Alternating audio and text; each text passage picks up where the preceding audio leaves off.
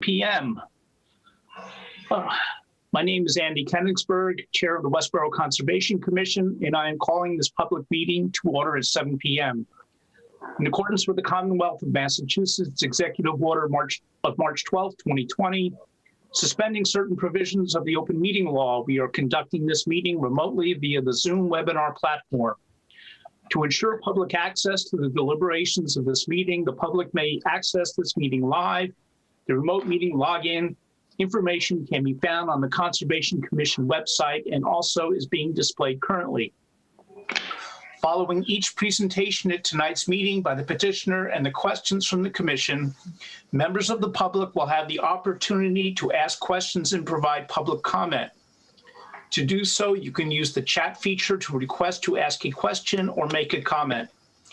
You can also ask a question or make a comment by emailing conservation@town.westborough.ma.us, and your question or comment will be read into the record on your behalf. Any member of the public wishing to ask a question or make a comment will be asked to identify themselves with their name and address for the record.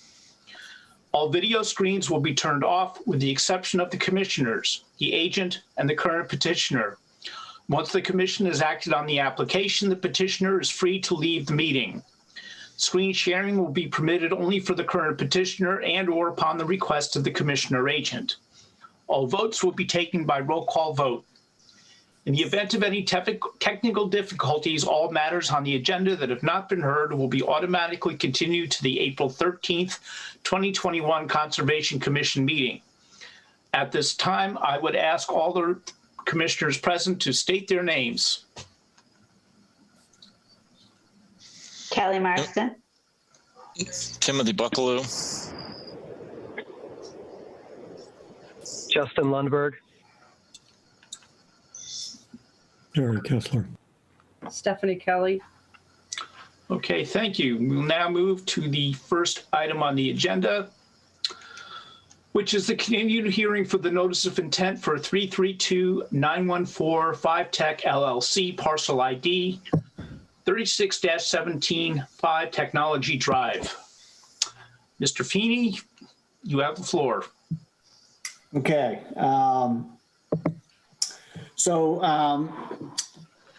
We have not yet received the comments from the engineering department. I did email correspond with the town engineer this afternoon, and she does anticipate having the comments issued shortly. She said she was just finalizing them.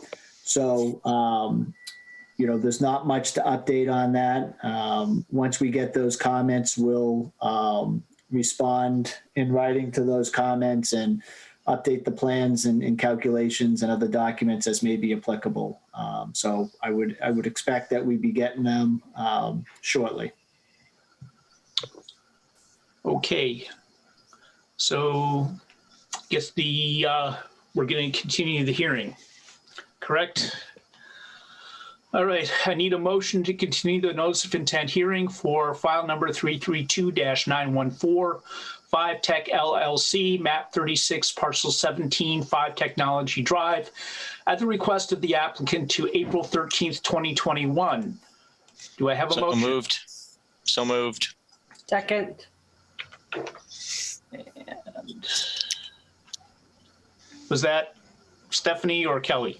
That was me, Stephanie. Okay. Yeah. Okay. Vote. Andy Kenigsberg, yes. Tim Buckaloo. Yes. Stephanie Kelly. Yes. Justin Lundberg. Yes. Okay. Gary Kessler. Gary. You're muted, Gary. Gary, yeah. Yeah, yes. Jerry Cushing. Yes. Kelly Marston. Yes. Okay, motion passes. Second item on the agenda. Oh, I suppose it's close enough to say. Continued hearing notice of intent for a 332-915 West Park 2100 LLC West Park Drive extension. Okay. Hey, Dan. Again, Dan Feeney from Bales and Thomas. We have received the peer review comments, which include comments from the engineering department as well. So we're working through those comments and anticipate in the next week to have written responses and plan updates and revised stormwater calculations. A couple of the items that are, we're working through that would involve the, Conservation Commission's purview, deal mostly with stormwater. It's a tough topography to get it to work where the driveway comes around south of the wetland crossing, the existing 2200 West Park Drive wetland crossing. As we get south of that, the wetland is at a pretty high elevation relative to the 2200 West Park Drive existing development. So getting that grading and stormwater to work in there is requiring a little bit of coordination with the town, as well as down by Flanders Road. We have the wetland on one side, so we're trying to detain as much of the stormwater from the upper section of the roadway as we can as we approach Flanders Road. Because the last section of Flanders Road won't be able to be detained. Certainly we can treat it within a structural BMP, but then it's going to go straight to the pipe that goes underneath Flanders Road and down through the Flanders Road properties down to the Cedar Swamp. So we're working through those items. And again, we anticipate having revised plans and calculations in the next week. Okay. Anything for the board? Okay, hearing none, I need a motion to continue the notice of intent hearing for file 332-915 West Park 2100 LLC, West Park Drive extension at the request of the applicant to April 13th, 2021. So moved. Second.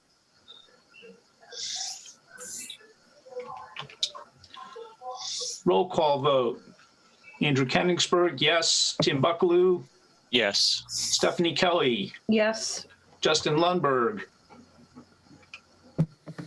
Yes. Okay, Gary Kessler, Yes. Jerry Cushing, Yes. Kelly Marston. Yes. Motion passes. Thank you. Okay, next item on the agenda is a request for extension for 332684 Caruth Capital, parcel ID 29-128 700 Freiburg Parkway. Dan? Okay, Dan Feeney again, Bales and Thomas on behalf of the applicant Caruth Capital. So this is a order of conditions that was issued back, I believe it was in 2003 and had been continued and had expired in 2018. So a portion of the work was conducted. It was a little bit of wetland fill that was an isolated wetland that was non-jurisdictional at the time for the commission, but there was some replication and mitigation done at that point. But the remaining project is the actual development of the land, which consisted of approximately 172,000 square foot office building and associated improvements, parking, utilities, and whatnot. So the site contains 3 drainage basins. The drainage basins were constructed at the time of the original Freiburg Parkway construction and were sized both for the roadway drainage as well as the lot development. So the drainage is in. The drainage basins themselves now have become jurisdictional wetlands. So they're shown on the plans as wetland areas as well.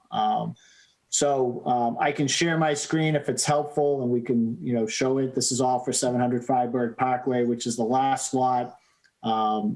If you're driving from Research Drive to Connector Road, the last lot on the left. Yeah, I'd like to see it. I think Tim's the only member of the commission who was on the board when that went through. So, Yeah. Yeah, I'd like to see it. Okay.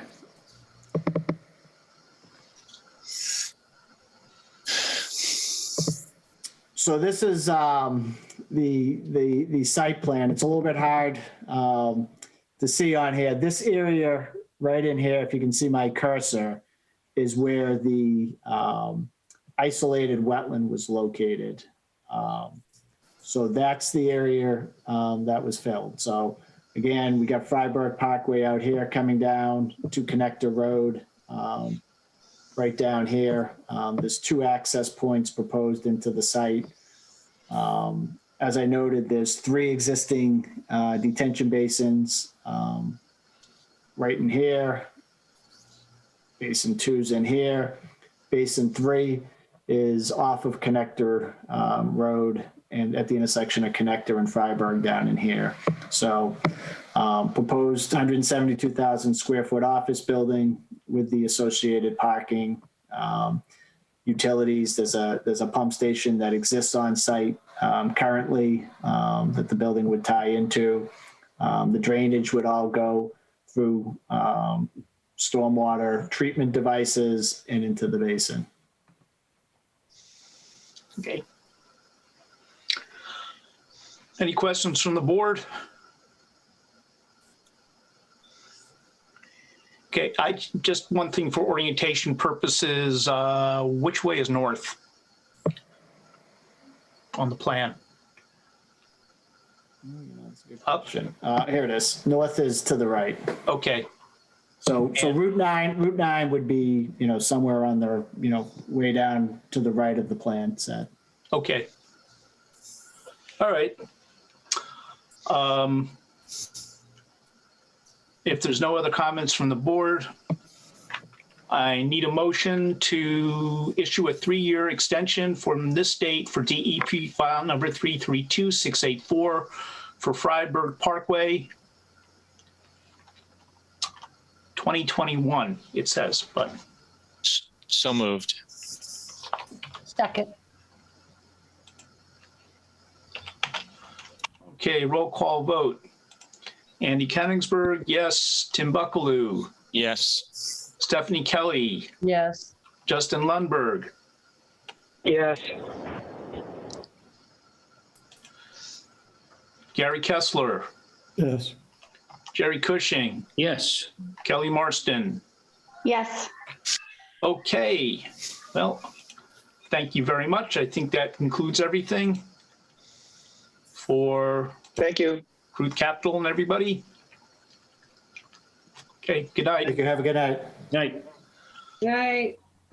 Okay. Thank you. All right, bye. So it's about 7:15 p.m. The next item on the agenda is a request for extension for 332887 for Evelyn E. Arnold Revocable Trust, parcel ID 5-19, Spring Road, lots A and B. So, I'm going to speak to that one, Andy. okay, So the Evelyn and her husband reached out to me because I sent out the letters this year to remind people when their orders are going to expire. So they reached out to ask for an extension and then to kind of walk through the process. So this is at the end of Spring Road. It's almost on the town line. I can show you. I've got an aerial map for it. They came in front of us almost 3 years ago to build the 2 lots on this section right here of Spring Road. There's a wetland associated with it. And I have that somewhere. There it is. I don't know if you all remember, but it was the shared driveway that went up and over and around the wetland. And we discussed it a couple of different times just to get them outside of the 20-foot buffer. They're going to have a stormwater system with it, and all the roof drains are going to be recharged. The problem they had was 1, COVID, 2, I think the family was still trying to figure out the mechanics of going on after their parents had died. And then the language for the driveway, to have the shared driveway, to have it drafted up for deeds. But they've got all the kinks worked out, and now they're ready to put it on the market and just sell it to a builder. So somebody else will build it. They would not be the builders. okay. All right, any discussion by the board? So this is confirming order of conditions that was issued in June 28. Has somebody reviewed the order of conditions that we have? I don't have them fresh in my mind. I just want to make sure that we've actually reviewed the orders of condition, that the staff are satisfied that they are still relevant. I mean, I know there were adjustments made as the plans went forward, and I just want to, I'm just mentally checking myself, I guess. To my knowledge, nothing's changed. The only issues they had was family and the language for the shared driveway in the deeds. So It's the original order of conditions from 2018, and there's no need for any adjustments because they can develop the plan under these with the existing restrictions. Yeah, they didn't change the project at all. They just haven't started to develop it. Yes. Right. That's right. They're selling it. They're just selling it as a developer's. Yeah. Now, if somebody wants to change it from that point, they'd have to come back and amend it. Okay. All right. That's all I'm concerned about. Okay. Thank you. I don't see anything in the chat. Nothing else from the board? Okay, I need a motion to issue a 3-year extension from 7/10/21 for DEP file number 332-887 for lots A and B off of Spring Road. So moved. Second. Roll call vote. Andy Kenningsburg, yes. Tim Buckaloo, Yes. Stephanie Kelly, Yes. Justin Lundberg, Yes. Gary Kessler, Yes. Jerry Cushing, Yes. Kelly Marston. Yes. Okay, motion passes. It is close to 7:20 p.m. I have the next item on the agenda is a request for extension for DEP file number 332-696 Westborough Community Land Trust.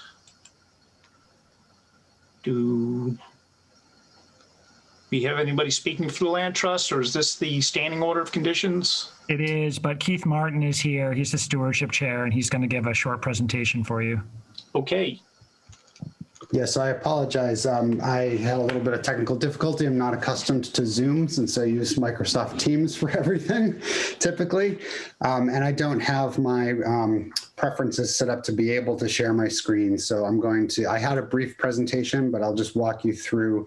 Jordan had asked me to give a brief update on WCLT's activities on behalf of the town and the commission. And leading into the order of conditions extension. So I really just had a couple of really brief updates in terms of what WCLT has been focused on. We maintain most of the public trails in town. We have about 60 miles of public trails in town. We track 70 unique trail segments. And we do an annual red line evaluation of all of them for maintenance issues. And we do our best with the volunteer labor that we have to keep the trails in good condition. We've really upped our game in the last couple of years in terms of getting chainsaw crews responsive and out to fallen trees. I'm very proud of that, actually. I have a great couple of pictures of our Tuesday morning chainsaw crew that maybe we can share offline or something. And I also wanted to highlight that WCLT, as you probably well know, sponsors on the order of 6 to 10 Eagle or Gold Scout projects each year. And the picture that I had on that particular slide was of the new trail signs that we installed, or Scout, I should say a Scout installed through WCLT's sponsorship in the Headwaters Conservation Area at every trail intersection in that sort of dense network of trails over there. And we're very pleased with how those came out. We've had good feedback on that. And it basically went off exactly as the way that we presented it to your committee a couple of years ago when we were getting ready to do that. I will comment that those are great signs. Thank you. And then I wanted to just spend 1 minute on our current projects. We have two major projects that we're working on right now. In fact, the last time I came before your committee was with a notice of intent for the All Persons Trail that we are installing at Gilmore Pond. That project is well underway and will be completed this calendar year. We've got a ton more work to do, but that's going to be our major focus, and I think we have the resources to pull it off. And then another project that's sort of in the works that I want to get on your radar, and I want to come back to get your formal feedback on, is that we are putting together a proposal for trailhead placards, which would be 6 by 8 inch plastic placards with information that includes a QR code and a unique location code that will be shared with emergency services. And we also intend to install smaller trail blazes that have these QR codes on them at intersections of all the trails in town. And the idea would be that anyone who is out on the trail and is uncertain where they are could pull out their phone, scan the QR code, and get basically access to a map that says you are here.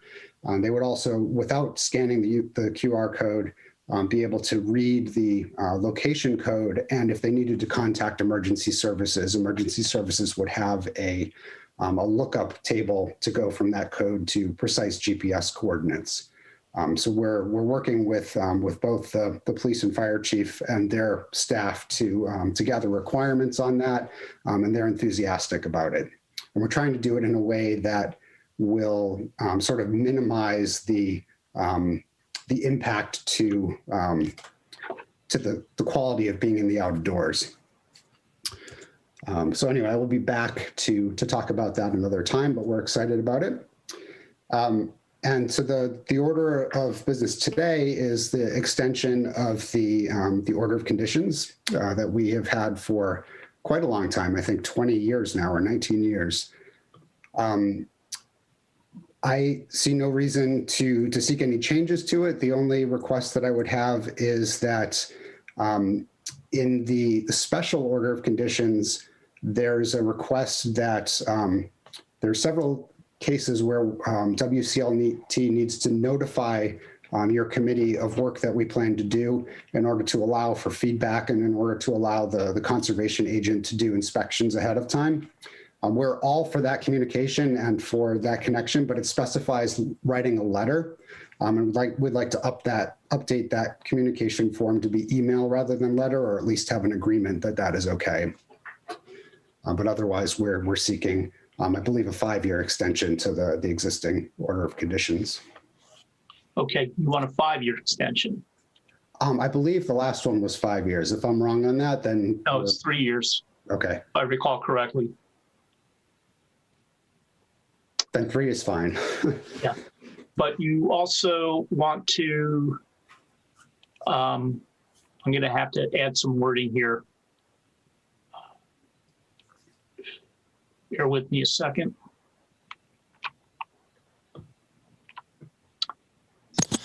Okay, so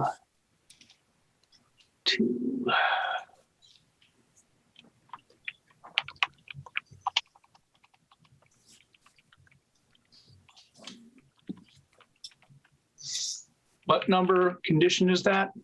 You know? I don't have it in front of me, but I think it's in your agenda. The special conditions are not numbered, Andy. It just says a letter will be sent to the conservation members outlining the proposed work and the location so that the members can inspect the proposed work. Okay. You could call it the last special condition enumerated.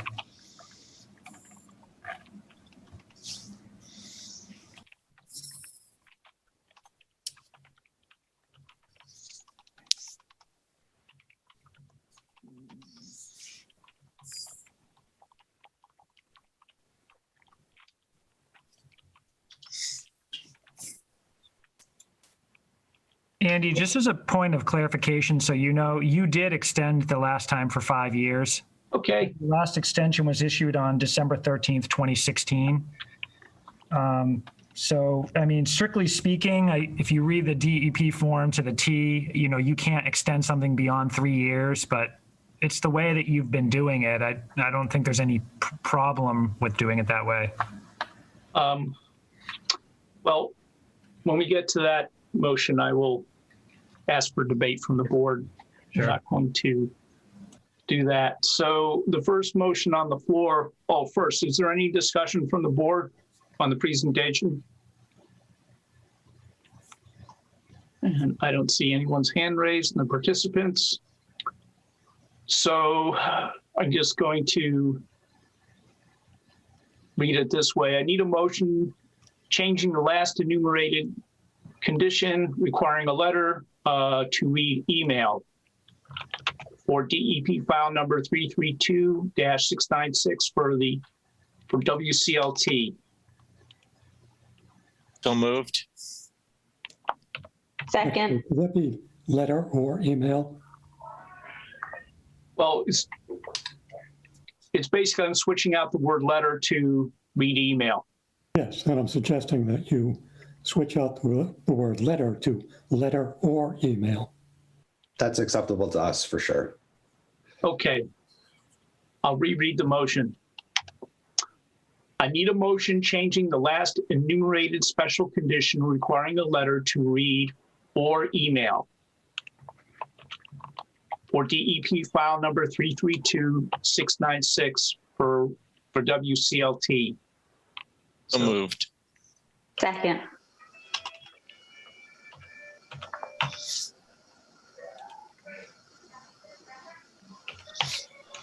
Roll call vote.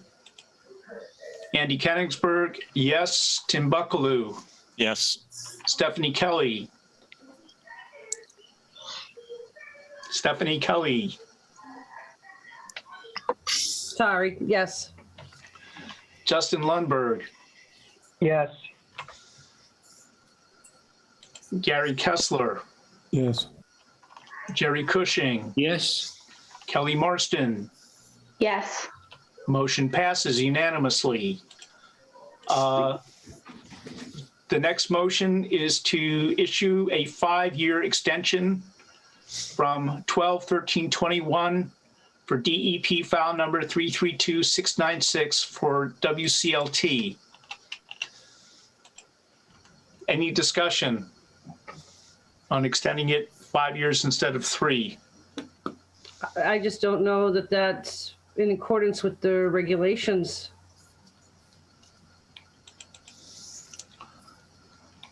Okay. But who would challenge it? I guess the question is you're not doing anything to change the status quo. You're just saying the status quo can extend for 2 more years than the DEP would recognize. Most of the time you're talking about order of conditions is for a site that has a specific proposal or plan. This is a very different kind of order of conditions as far as I'm concerned. And I think 5 years is appropriate. For what it's worth. Oh, I'm sorry, Tim, go ahead. I didn't mean to interrupt. No, I was just going to say it doesn't seem to me to be problematic. It may be inconsistent with the regulations, but that doesn't make it a wrong thing to do necessarily.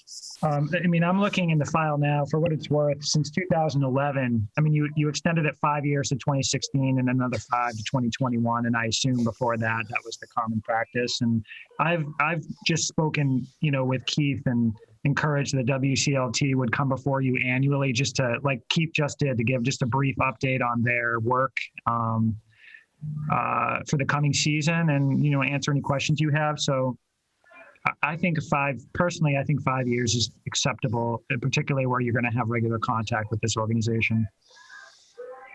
the history behind this was that this didn't start as an order of conditions. It started as a memorandum of understanding over which DEP didn't have any jurisdiction.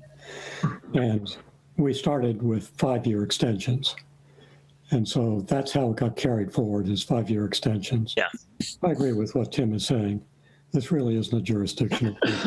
It's just a memo of understanding. The way that I read it, you can extend for 5 years. I don't know, under findings, you're looking at WPA Form 5, right? Order conditions. I'm specifically looking at WPA Form 7, the extension permit, where there's language that says this date can be no more than 3 years from the expiration date of the order conditions or the latest extension. So maybe there's conflicting information. Yeah.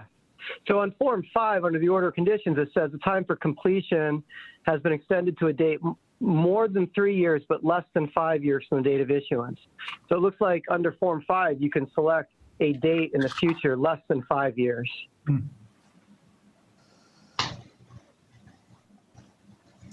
The work authorized her under shall be completed within 3 years from the date of this order unless either of the following apply. And one of the two options is the time for completion has been extended to a specified date more than 3 years, but less than 5 years from the date of issuance. If this order is intended to be valid for more than 3 years, the extension date and special circumstances warranting the extended time are set forth as a special condition in this order. So I'm wondering if under an extension, you're only supposed to do it for 3, but under an original order, you can do it for up to the first extension for up to 5. I don't know. That's what I don't have a problem doing it for 5 either. Well, I think Tim points is valid, is that we're not looking at a project which has a specified end goal or end product, I guess, for way to look at that. So I'm Right. looking at it.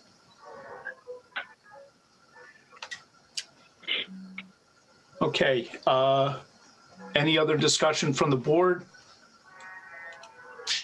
Just one thing to follow up on something that Jordan said. Jordan, with your discussions with the stewardship committee, WCLT, have you formalized? I mean, it sounds like you have an informal agreement to have an annual update. And we know they've been very good about giving us updates on specific projects, but is there anything more formal anticipated in terms of allowing them, for example, to plan to say, we know we're going to,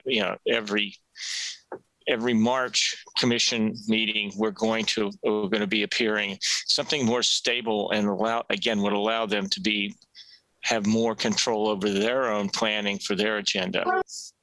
Nothing formal like that, Tim, but I'm certainly I would be amenable to that. I mean, I asked Keith to come today because their order is expiring, which so I could pursue that conversation with Keith if that's something you would like, Tim. I just think it's a good idea to have, it ensures that everybody understands what their obligations are and when those obligations are expected to be performed. And there's a certain amount of formality to that and a certain amount of bureaucratization that I think that's good in some circumstances. So I trust your judgment on how to proceed on that. I just would hope that ultimately, even if it's an informal agreement, it would be something, again, that WCLT could predict. So the board would have it's March, WCLT is coming in. We'll find out what they're going to be doing for the year, that sort of thing. That's my thinking. I agree, Tim. And so right now it's informal. I've expressed that desire on behalf of the commission. And to your point, I also think if they come in and lay out their plans for a year and we note that, well, there's one project they're considering that actually probably is not covered by this order, that we can have that discussion with them. Yeah. So, that's all. Okay. It's a friendly suggestion. Again, just to allow everybody to be on the same page when it comes to the reporting requirements. That's all. So again, going back to the MOU, which is now approximately 20 years old, I'm surprised we're still operating under it. But the original intent was that MOU basically covered routine maintenance that they do sort of at will from time to time. and that projects that were sort of one-time things, like the scout projects and so on and so forth, that they would come to us ahead of the season and formally present those. And so I would, A, distinguish between those two types of work, and B, strongly suggest that what Tim is suggesting is what we want for that second kind of work. And this has been a problem for the last 20 years, approximately, with WCLT, in that these projects take place up until fairly recently without the commission really having been informed or involved, because Derek would basically do this all sort of under the covers. And so there were surprises and stuff. And the original intent of the MOU was that there wouldn't be surprises for things other than routine maintenance, that, basically in the spring before the season started, they would propose to the commission, these are the things that we are thinking of having on the docket and roughly what they would look like. So I agree with him. I would like to see that formalized at this point. So, Gary, are you suggesting that we add a special condition or to the order to indicate that, or that we ask that the WCLT respect that specific requirement of the MOU? We have a good relationship with the WCLT. So in terms of inviting them every March, for example, that seems easy to me. I'm just curious how you envision making that more formal. So I guess I'd leave it a little bit to your discretion, with the note that in the past that hasn't worked. I do believe that they've gotten substantially better at it the last couple of years. But I think you want to make sure that they understand what it is that we're expecting and when we're expecting it, and that this is going to be part of the annual routine. Well, in the past, candidate projects have come before the board. You had the scout come before the board with their presentation before they executed it in the field, if it's on conservation land, regardless of where it is on conservation land. So I'd like to make sure that that is the case.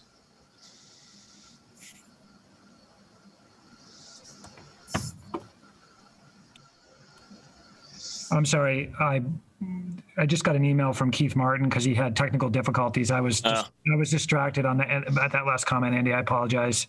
It's all right. I'm used to being ignored. I don't want to ignore you on live television. I won't take it personally, but I will. It sounds like the Smothers Brothers. Yeah. Mom always liked you better than me. All right. So I want to make sure that any scout who's going to do a project on conservation land, regardless of where it's located on conservation land, comes in and does a presentation before the board for their approval, actually, before the project is executed. I think it should be part of the scout approval process on their proposal, that they have to come before the board and have the board approve it. I mean, that has happened in the past. I don't know if there's projects that have gone on recently where that didn't happen, but I want to make sure it doesn't happen again. Got it. There's one project I'm working directly with an Eagle now, and I'll make sure he comes in on our April meeting. He's building signage for Zwicker Farm and putting up a gate for us at the at one end of the access easement we have over 30 Belknap Street. Mm-hmm. But you make a good point about projects that are in cooperation with the WCLT. So yeah. Well, why don't if I can offer to issue a memo to Keith Martin, but really to the WCLT, explaining that this is our expectation moving forward. Yeah, I think that that formalizes it to an extent that it's an official communication from our office. And Right. I mean, I think this is a great time of year, either the February or March meeting, and so that they can lay out their plans for the coming, stewardship season. Okay. Right. Yeah, but I mean, it should be part of the approval process before the project gets sent to the respective council for approval. Great. Is what That's very important. yeah. Yeah, I agree. That's a good. Andy's right. I mean, that's really critical. So I agree. That's a good experience too for a scout. You're freezing. So. okay. Who's freezing? He was at least on my screen, his video was freezing. Oh, I don't know. Doesn't matter. all right. So, all that being said, I think anything else from the board on this? So, go back to the original motion, which is to issue a 5-year extension from 12/31/21 for DEP file number 332696 for the Westborough Community Land Trust. So Right. moved. Second. Okay. Roll call vote. Andrew Kenningsburg, yes. Tim Buckaloo, Yes. Stephanie Kelly, Yes. Justin Lundberg, Yes. Gary Kessler, Yes. Jerry Cushing, Yes. Kelly Marston. Yes. Motion passes. Okay, thank you. All right, it is after 7:25 p.m. The next item on the agenda is a work session for 64 Otis Street remediation, Atlantic Management Parcel ID 25-3A. Who will be making the presentation? Hi there, this is Tim Coskren from Atlantic Management. I'm a senior project manager, and we will have a few other team members that I will introduce that will be on the call. Tim, if you could do me a favor and just call out their names, I'll just throw them up. Sorry. Sure. Brian Lawler Thank you.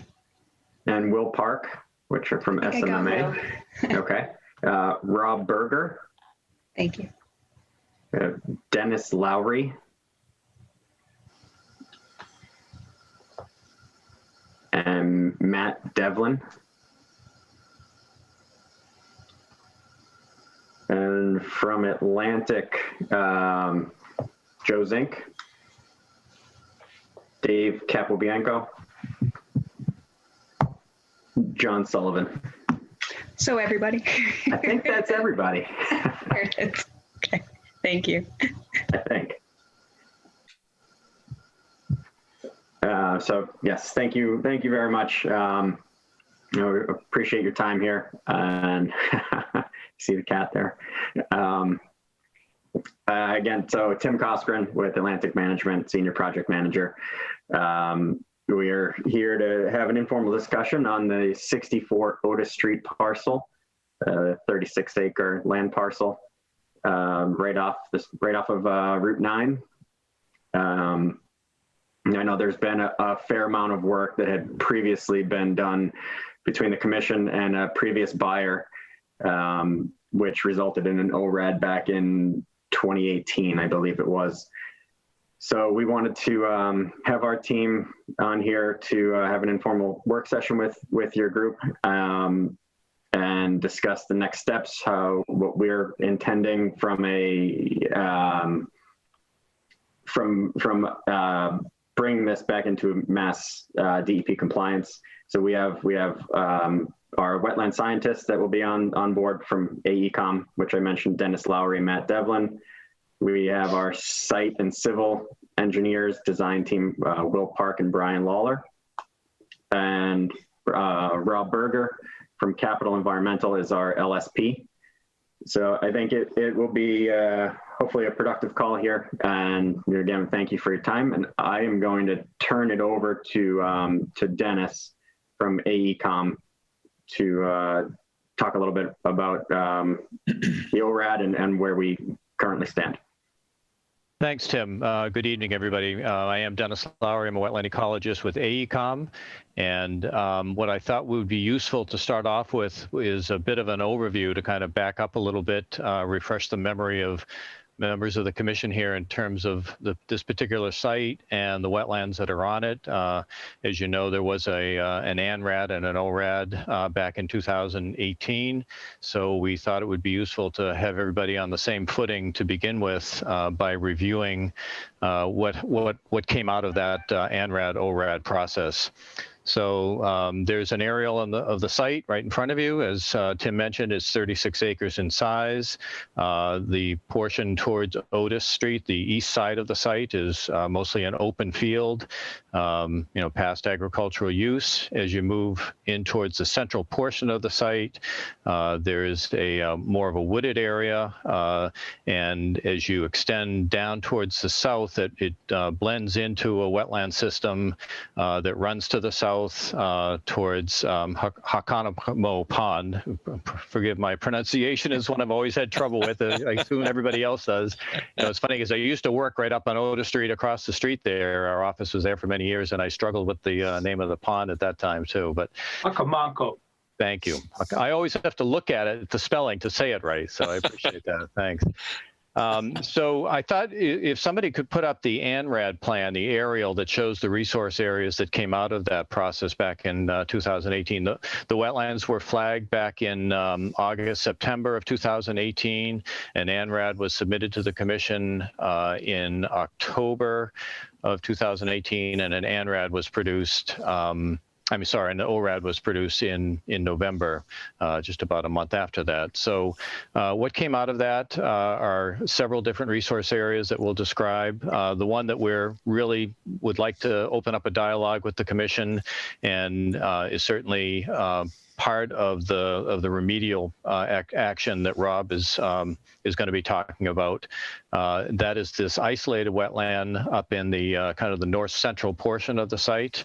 It was called Wetland B during the ANRAD ORAD process of 2018. And during that process, it was determined not to be isolated land subject to flooding. It didn't have the requisite storage, volume of storage within it to be isolated land subject to flooding, but it was considered to be an isolated vegetated wetland under the Westborough bylaw. So, we'll talk about that a little bit more as we get into it, but just briefly in terms of other resource areas, again, it's a 36-acre site, and a fairly significant portion of the southern portion of the site all the way along has a wetland resource area system associated with it. In fact, starting on the right, you see that ponded area, which is just kind of off the site, but there's a stream that emanates out of that. And that stream was determined to be intermittent during the previous ORAD. So there is no perennial stream or riverfront area on the site, but that wetland drains to the southwest and forms a larger marsh area right where the cursor is showing right now. In the central portion of the site, you'll see another wetland in the red line there. That's an intermittent stream with bordering vegetative wetland alongside of it, and that arises up towards the open field portion of the site up there, and it drains towards the south, heading off in that direction where the drainage collects. So those are the resource areas that are still in effect based upon that ORAD. The other resource area is bordering land subject to flooding, which runs up that finger-like projection of wetland A in terms of FEMA's designation of the 100-year floodplain. That's the only portion of the site that's within the floodplain. So we have, some intermittent stream, some bordering vegetative wetland, and an isolated vegetative wetland on the site. So as we start to talk about, and probably that's where we should leave it right now in terms of the description of existing conditions, and get into the MCP portion of the site, so that we can talk about what's needed to bring the site into compliance under MCP, which affects that isolated wetland up in the north central portion. Should I jump? Yeah, I'm sorry. Yep. Okay, I'll jump in now. Yep. Thank you, everyone, for letting me come on and join the meeting tonight. As the LSP for the project, one of the key pieces for compliance is the original notification by the current property owner was done to Mass DEP back in 2018 with a release notification form. No additional assessment data, supporting data was provided to DEP. It's basically a blank slate. They did file a notification of inability to pay for any remediation. So the DEP has not been chasing this project at this time. So in order to bring it back into MCP compliance, two critical documents need to be prepared. The first would be an MCP phase 1 initial site assessment, which we have a lot of the data already collected, ready to move forward with that. And also a tier classification would need to be provided because this particular notification is well over the 1-year anniversary. So typically under the MCP, when you reach your 1-year milestone without site closure, you have to do a tier classification, which basically ranks the property as to how the DEP would feel the contaminant levels are. Would they require DEP oversight or leave it fully in the hands of the LSP to manage it through the MCP process? So those are the two key milestones that we need to reach in order to get this particular disposal site into compliance.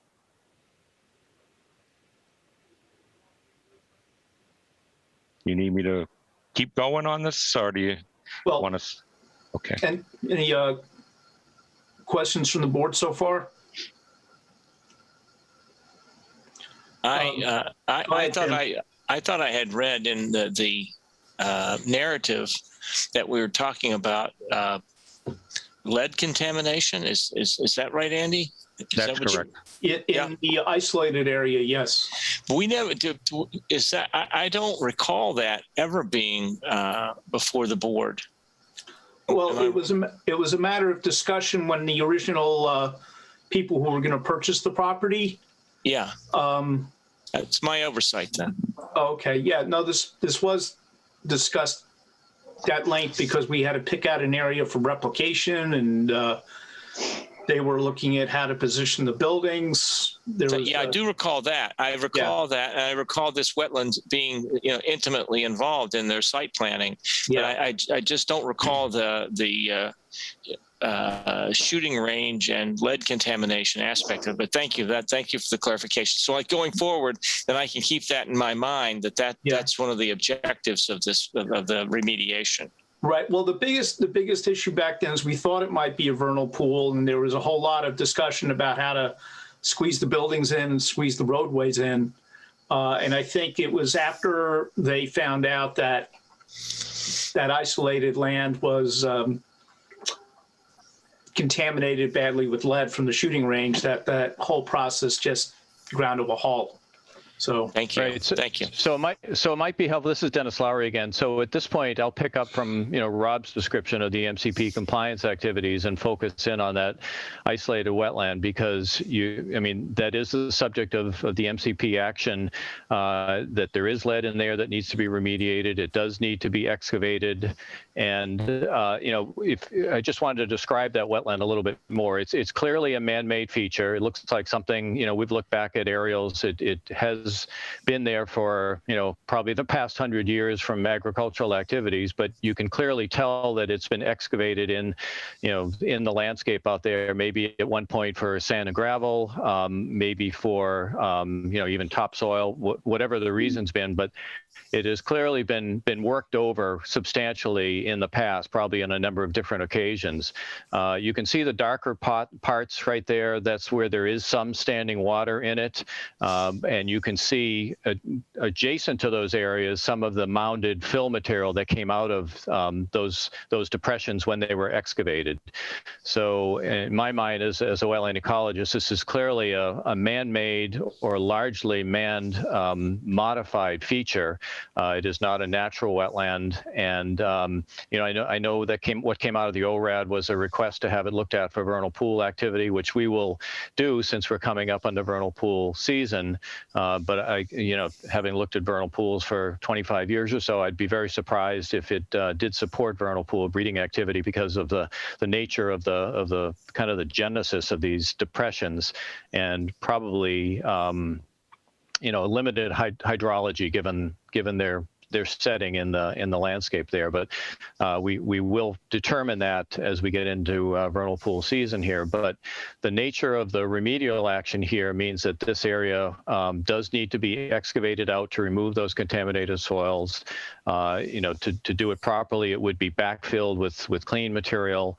And from my perspective as a wetland ecologist at that point, the benefits of having that isolated pocket from a wetland function standpoint is quite limited. And I would suggest that there are perhaps better things that could be done on the site, or there may be appropriate mitigation that could be looked at for the loss of that feature, given the limited functions and the marginal conditions that it presents. Dennis, how much area are we talking about? This is about 10,000 square feet in size. So quarter acre. And in terms of the, you can see the two flooded portions of that, obviously much smaller. The portion in between, is, from what I've seen, is, if I can use the term, barely wetland. I mean, it's graded over. There's some mixed vegetation. It's clearly been disturbed quite a bit. The earth has been moved around in there, and it's not really, standing water or really that wet in the intervening portions there. And it clearly has no outlet. I mean, there's probably, I'm going to say, 10 to 15 feet of grade coming up and out of this. Rob, correct me if you think. No, that's correct. It's definitely a significant depression that's been historically excavated. Right. So there is no hydrologic connection out of this. If you look at kind of the hydrologic functions, it provides some detention storage, but the loss of it does not increase floodwaters that would be stored within it. It has limited wildlife habitat value, limited functions in terms of groundwater, water supply, and so forth. So it is one of those marginal type depressions that I think should be taken into consideration in terms of the work here.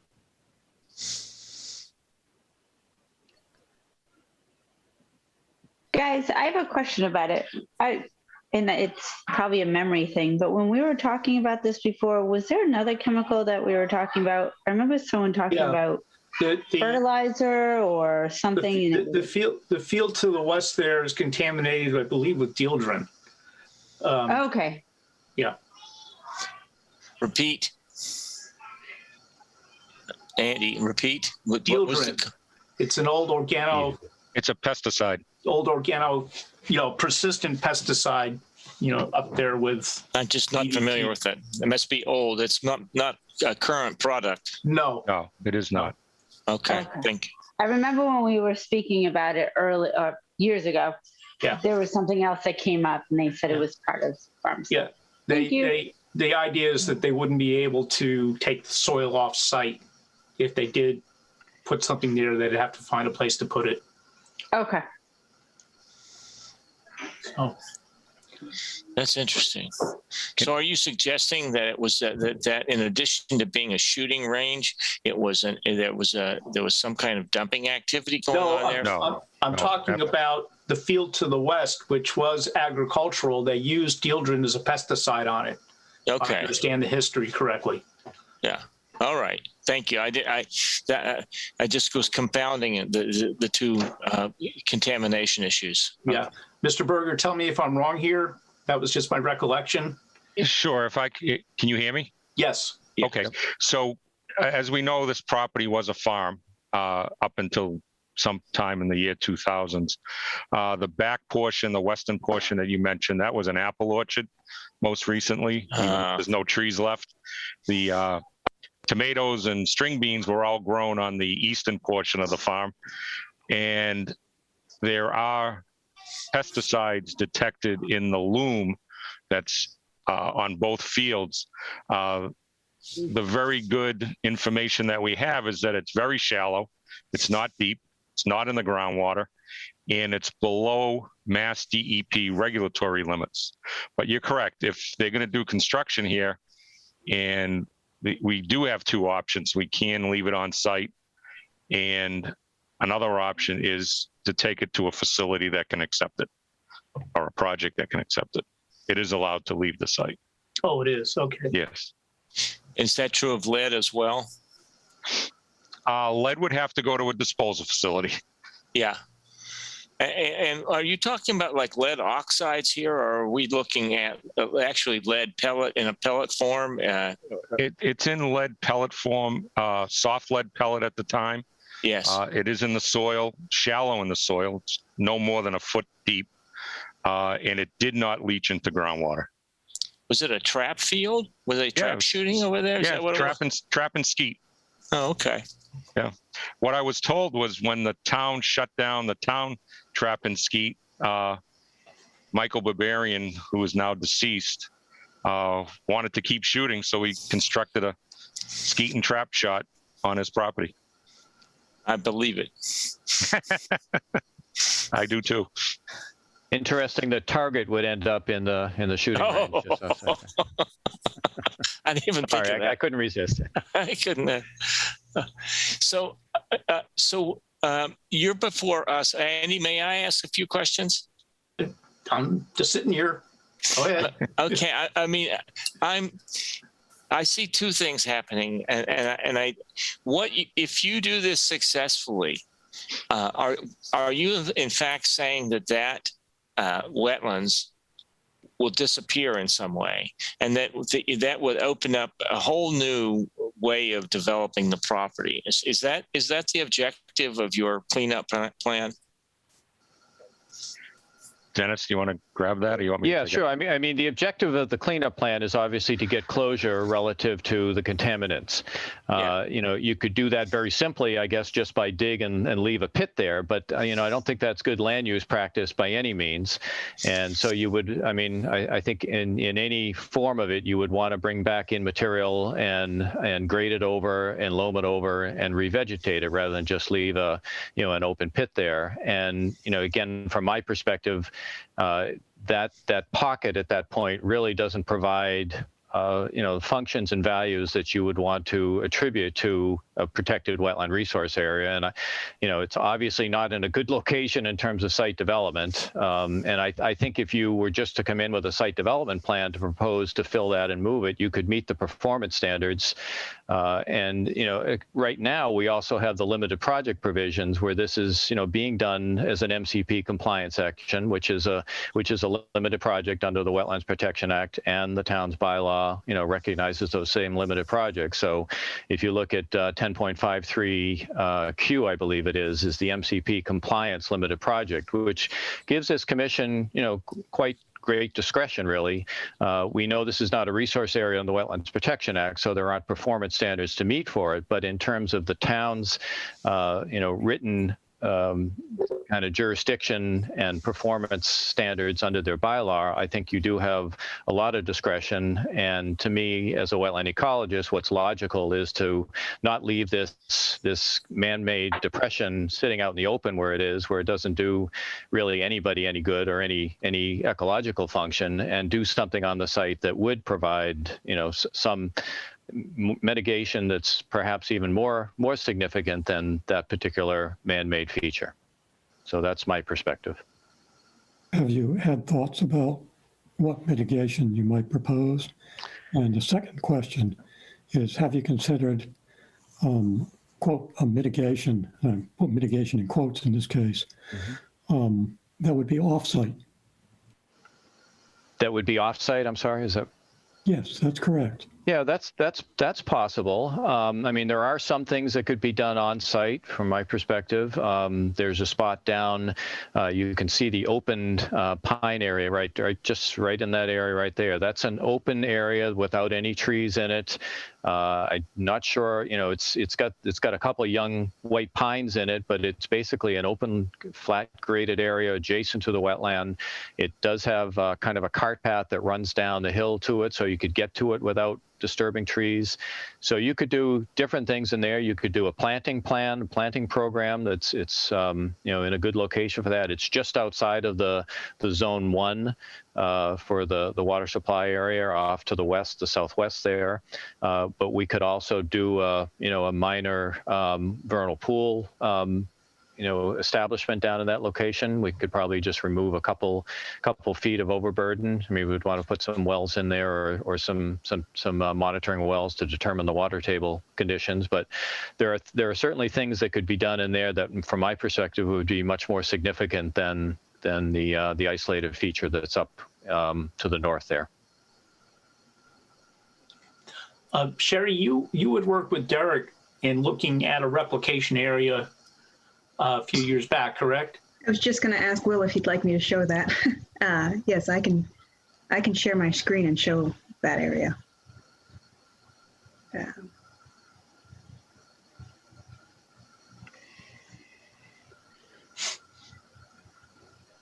Oh, sorry. Coincidental. Let me just move that up. Yeah, this is where Derek and I went out and kind of walked this and plotted it out when the original folks were thinking about trying to mitigate this. And this was the area that fit and that we were discussing with DEP, but then they backed out and we stopped having conversations. Yeah, that's the same location. And what I would suggest there is not try to grade too far to the west, not go into the zone 1 area and into the mature woodland. Sometimes we try and overgrade these things to try and get down to the elevation of the nearby wetland. And what I would do is a depression there based upon water table conditions, that would establish more, potential vernal pool habitat based upon groundwater conditions than anything that would grade into the adjacent wetland, because that's where we always run into more disturbance issues than is warranted.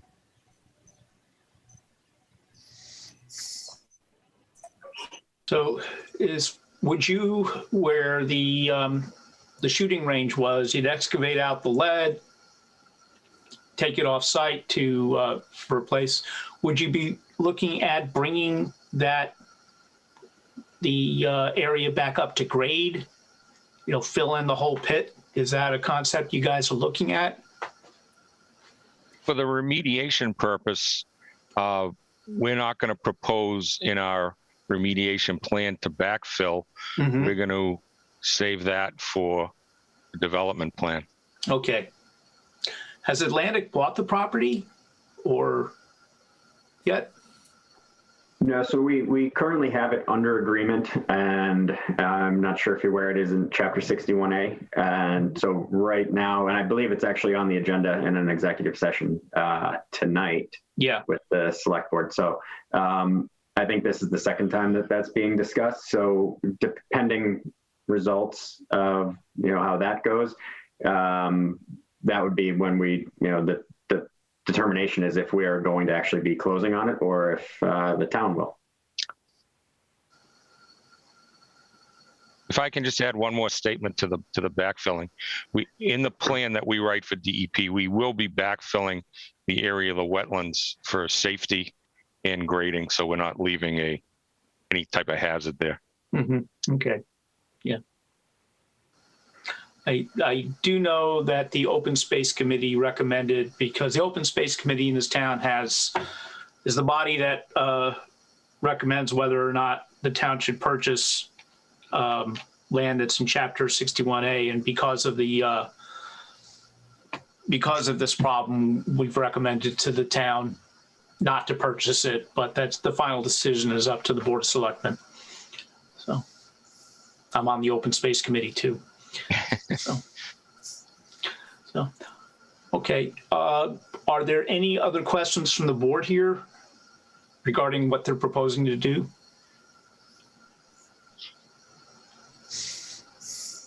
So one question I have is DEP going to request that you do a replication, or is this going to be entirely up to the commission?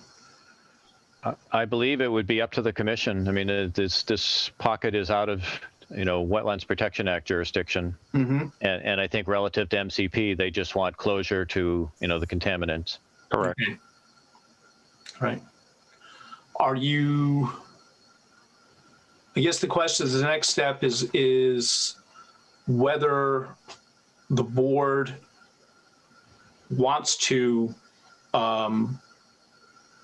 require replication in this instance, and we need to work that through. I didn't think we were going to make that decision tonight, but is anybody on the board who wants to comment about that? I think we should. I think we need to have further discussion with our professional staff on their thoughts about that and what actually remediation would mean in these conditions, and where it is falls under the 10.5Q exception to our jurisdiction. I mean, I would be interested in seeing something original and imaginative and well thought out that may even go beyond simple remediation to creating something which is really a good feature over there, and not just a convenience. Mm-hmm. Okay. So I would say, I would ask Jordan and Sherry if we need to have more discussion about what remediation would mean for this site, I guess. And what you were, and Sherry, since you were talking with the previous developers about that, what you had in mind at that time. Do you want me to go over that now? I'm asking what people want to do. Would they want to put it off? Andy's saying, what do we do now? Do we discuss that now, or do we reserve on that? And this is a work session, so I don't think we're obligated to do anything particular. I think we need we definitely need Jordan and Sherry's input on this. Being a work session, be able to go out and see it too. Do a site. Yeah. That was what I was going to suggest. Tim, if I can just comment on your comment. I did visit the site, and I know Sherry has as well. Of course, we did it under snow cover. I'd be curious for my own edification, to investigate that open area that has been proposed for replication, just to see the quality of the area as it is now, before I felt comfortable recommending that as a potential wetland replication area. But I think the goal, if I understand from previous discussions, was to try and maintain the existing tree cover on site to the maximum extent practicable, and not cut down trees for the purpose of trying to replicate a pretty degraded, a previously degraded wetland system. Right. So, and I think that would be consistent with the town's climate action plan and our other priorities to try and maintain tree cover to the extent that we can on the site. So, I would appreciate an opportunity to look at that without snow on the ground and have another discussion with the commission, I guess, before we decide anything.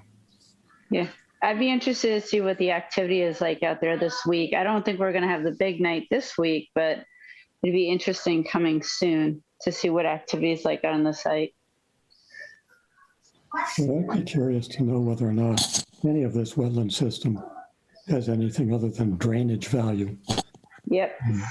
Given the history of this property, I don't know what to expect with regards to its ecological value. And if it has ecological value, great. If it doesn't have ecological value, I think that puts a different light on things. Could be growing three-legged frogs out there. So what's the minimum acreage requirement on a wetland replication? When I forget what that number is. Do you know it off the top of your head, Sherry? Well, your bylaw has a 1.5 to 1 ratio in it, but it also has some very, helpful language that says the commission has discretion depending upon the conditions of the wetland that are being impacted in terms of what that ratio is. Okay. That's my recollection. Yep. Thank you. I guess. The obvious question is: does this help in the well buffer zone? Can we think forward about this? There being a build out on the site, and what we can do to ensure that if there's remediation that goes on in that area, how it helps protect our wellhead down there. the only thing that comes to my mind. And I agree with Gary. I guess that's what I was trying to say before. I'd like to think about this as a unique opportunity to do something that was a win-win for the town and for the developer. Well, if we did do replication down in that open area, what it would do would be and if it did eventually become a wetland, it increases the buffer around the 400-foot radius of wellhead protection zone as far as a protected area is concerned.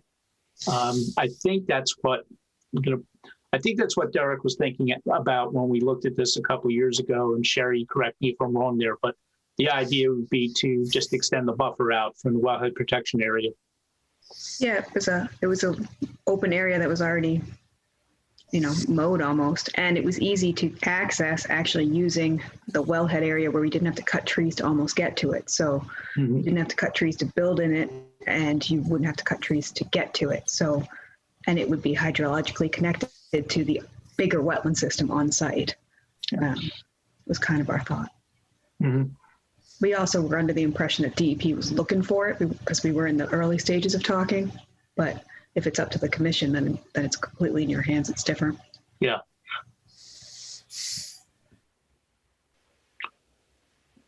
Well, we're not going to make a decision on this tonight. I think we have to look at the site and discuss it, and then we can make a recommendation or regarding the loss of the resource areas it stands and replacing it when the time comes. What is Atlantic Management's schedule right now? On moving forward with the remediation. We are going to be working towards submitting an NOI, but I part of what we're doing is waiting on this outcome. I believe of where the Chapter 61A goes, but hopefully it moves forward and we end up closing on that property. So I think it's our intention to continue working down that pathway. Mm-hmm. And so some of those steps that Rob has outlined in his plan, we would continue proceeding with, and with the AECom guys, we would continue down that path as well for getting continue to get our arms around this. Okay. So once the Jordan and Sherry have looked at the site, I think we should arrange a site visit, a formal site visit for the board. Go down and look at both areas, so that when the time comes, we can talk intelligently about next steps and what the board is going to recommend going forward. I think whether it happens during this remedial project or it happens as part of the site development, doing the replication. Anybody else want to talk further on this time? Okay. Well, hearing nothing, thank you very much for your time, gentlemen. Thank you. Pleasure speaking with you folks. Thank you. Have a great evening. Okay. You too. All right. The next item is stormwater maintenance for Atlantic Management parcel ID 31-11 at 191-195 Flanders Road. I don't know. So who is speaking on this? I'm still here. Okay. But we're having our property manager, Javier Paredes, is, I'm not sure if he's on. And then also Will Park from SMMA would be joining. Okay, well, floor is yours. Is Will actually on? Yeah. Okay. I see him. All right, perfect. I don't think we can hear him now. So Will has presented or compiled as a result of a site visit that Sherry had met Javier on site a couple months back, I believe. Will Park.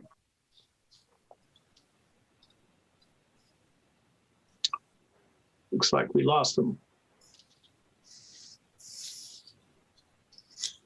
I'm still seeing screen sharing from My fault. the presentation.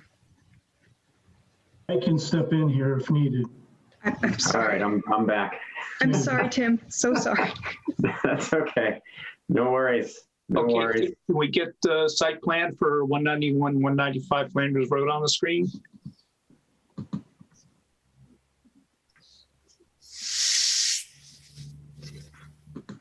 I don't know who's controlling it right now. Right now it's on Will, but if he's unable to, I'm happy to do so. Sorry. Well, it looks like it just have to switch the tabs. So.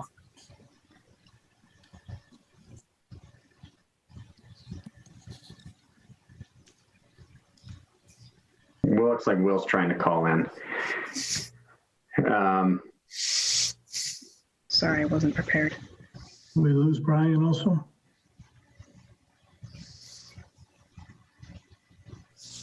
CMS. Okay. Oh, he beat me.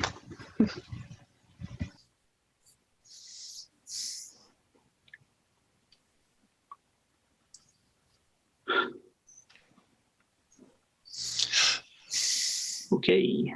Is that Will that put that on? Okay, so as I was saying, so Sherry had met on site with Javier a couple months back, and since that time, we pulled in Will Park from SMMA to help put a stormwater maintenance plan together, snow storage plan together. There have been some over the years, some deterioration in this area. I believe the plans were submitted to Jordan and Sherry a couple weeks ago. Yeah. No, I remember this. I remember this. So I think we just wanted to present the plan as to what the procedure is, what we're looking to do to bring a vendor on site to install make the repairs at this location here. So is that? Hi there, can everyone hear me now? Yes. Yes. All right, I'm sorry about that. I was wondering why no one responded when I spoke a few times in the last agenda item. So apologies for this. Don't know what happened. Tim, I heard some of your introduction. Sherry and Jordan have visited the site and spoke to Javier. So SMMA observed the site a few weeks ago, and essentially down in the bottom corner of the site, just to orient everyone, this is 161 through 191 through 195 Flanders Road, and we're focused in the back right of the property here, where the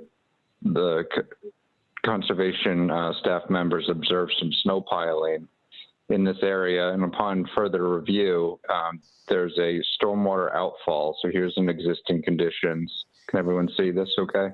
Mm-hmm. There's a stormwater collection system in the site that discharges a 24-inch CMP here into a riprap swale, not very long, 10 feet long maybe, and then a 24-inch RCP that discharges under the train tracks to the pond. So when we observed the site, and I included some photos in the submission to the commission, this is the inlet pipe, the 24-inch CMP.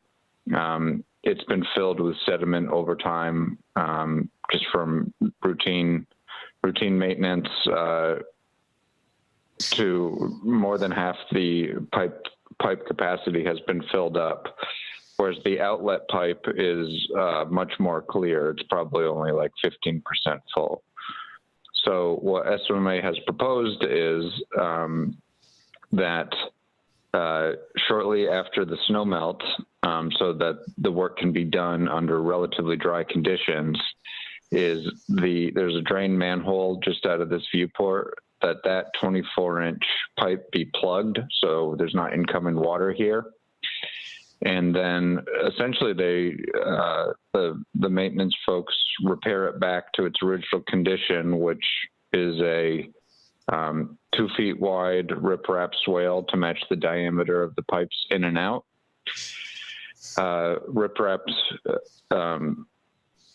Riprap stone, roughly 6-inch to 12-inch diameter, placed about 12 inches thick, with a layer of geotextile fabric below it to help prevent erosion. Well, first, everything gets scooped out. That's been filled in over time, both the riprap and the sediment, and then clean material be brought in. Same geometry that's there currently, except we'll also be adding a riprap apron here. So because this area does receive a lot of sheet flow runoff from that relatively large parking area, we wanted to introduce a riprap apron with stone riprap check dam here to slow the velocity of any water here. And so any sediment could be trapped kind of on the uphill side of this check dam, and so it doesn't even make it into the riprap swale. So that's what we proposed for the maintenance. After submitting this, Jordan reached out wondering if we could prepare an O&M plan for the property moving forward, for Atlantic Management to work with their vendors and to use as a working document and ongoing conversations with the town. So that's what we did, just a standard operation maintenance plan, schedule,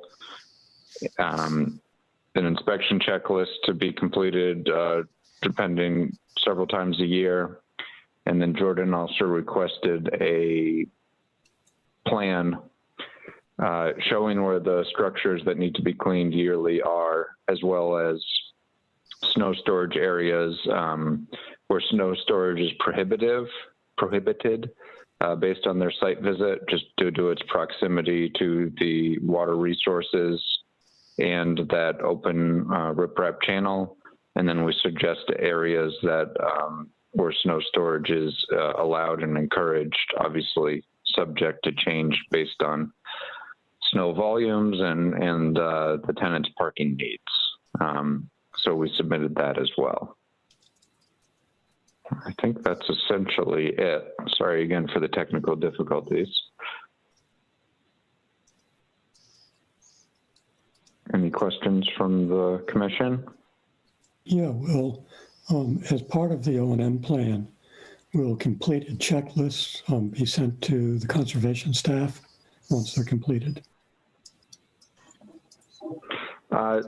Typically, these inspection checklists are kept on site and can be reviewed by the conservation staff if asked.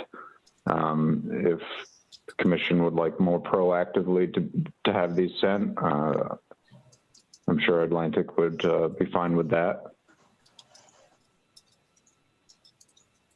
So conservation staff, would you like them to be proactively sent?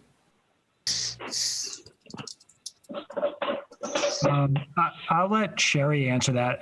For me, Gary, I think I would be comfortable with having Sherry review, on an annual basis when she does her stormwater inspections, to be able to review inspection reports, or if we have an issue.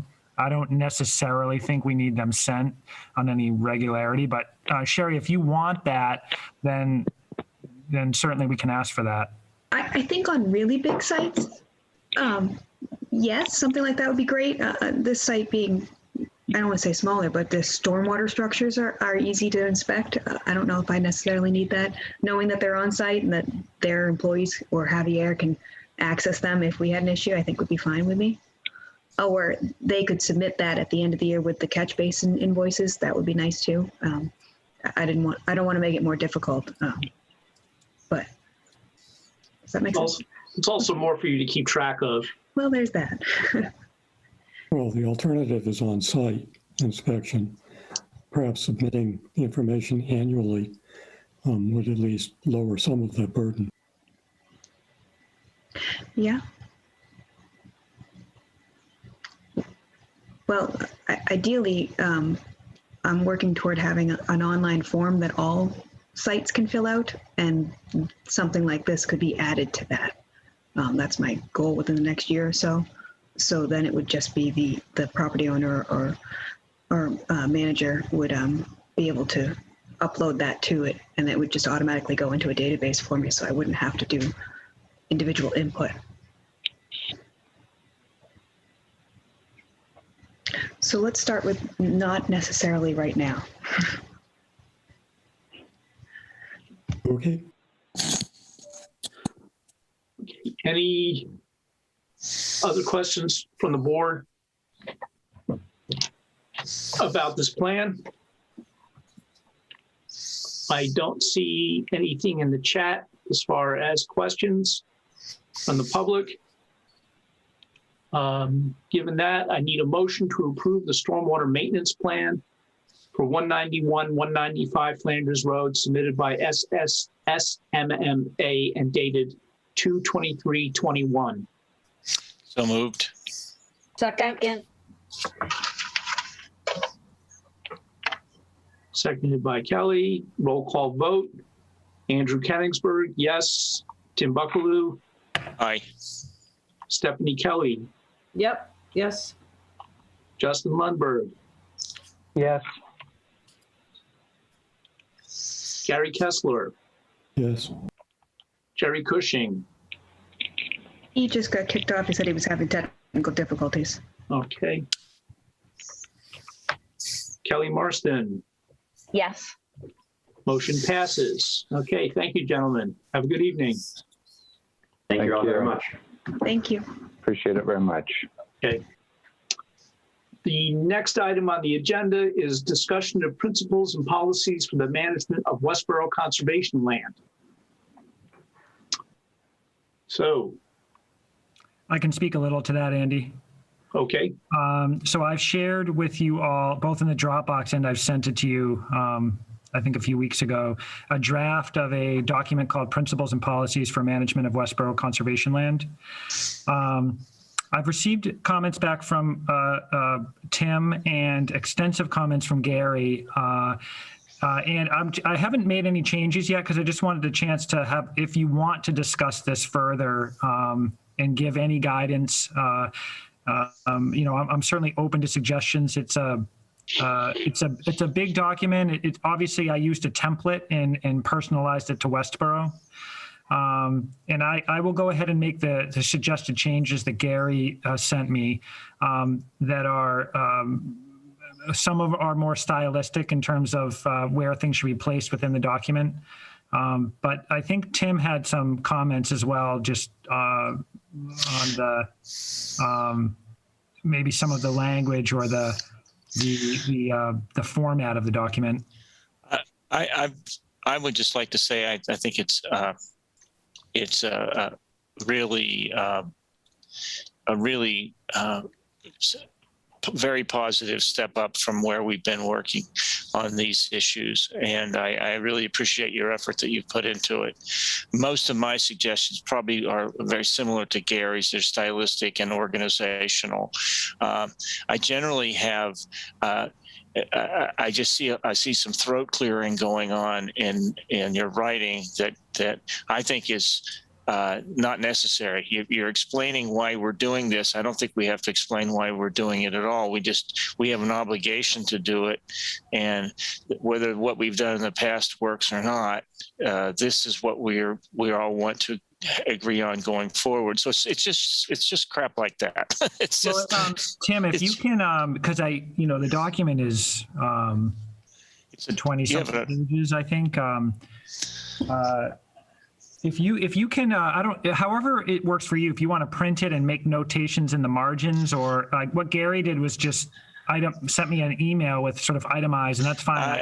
I think I may do something like that, but to be honest with you, I don't want to be an impediment to this going forward and being something that can be considered as more than just a draft. I want it to be considered more as a final product very soon. I think we need it done very soon. And I'm also overcommitted on my work. It's difficult for me to get a lot of time to carve out time to do editorial stuff. So that's why I feel awkward at saying anything at all. I mean, I think it's very strong piece of work. Well, let me put it this way to the commission. If there's anything in the document related to the actual technical direction, like, for example, if there's anything like in the invasive species management plan that is incorrect, or in the timing of meadow mowing, or in there's a section that deals with priorities, which we would prioritize safety concerns first, and then you kind of work down through ecological and visitor use, et cetera. If there's anything specific to that, please let me know. But otherwise, I agree, Tim. I'd like to be able to have you, motion to approve at the April 13th meeting, and then share it with the WCLT. It can be a living document. We can always update it as we go. But this will allow us to obviously be more precise and more directed in our land management activities moving forward, particularly with properties where we don't have a land management plan, that this basically serves that function. I guess the other thing that I have, which is a concern, I don't want to stir the waters up, but in some places it sounds to me like we're almost making they're being called principles and practices, but they're really approximating regulations on land use, and I think I'd like to have some kind of input. Maybe we can have a discussion among ourselves. But if this is regulations as opposed to just principles and guidance, then we might have to take some additional legal steps to make this binding. And I guess the question is whether we want it to be binding in some kind of sense, like a regulation or a rule would be. Or is it really just an internal document? I mean, I don't see it as regulations. The principles and policies for the way we manage the land. So if we decide that a meadow with these characteristics should be managed as a habitat meadow in mowed in late fall, I don't really consider that a regulation. I see that more as a principle of land management practice. So we're not committing ourselves to absolutely doing that, is what I guess is what I'm saying. There's flexibility built into this in your mind, so that when we say this is the principles that we're going to be following, that we're not committing time, energy, and resources to actually doing it if that can't be changed, it can't be modified. I think they should definitely be modified over time. These are based on my understanding of best management practices as we currently know them, right? So invasive plant management strategies may change over time. The commission may at some point decide, if you read the invasive plant management section of this document, there's a chart that lists all the major invasive plants and recommendations for mechanical versus chemical. Well, the commission may at some point decide we don't want to do any chemical management. So then we would update these policies to reflect that.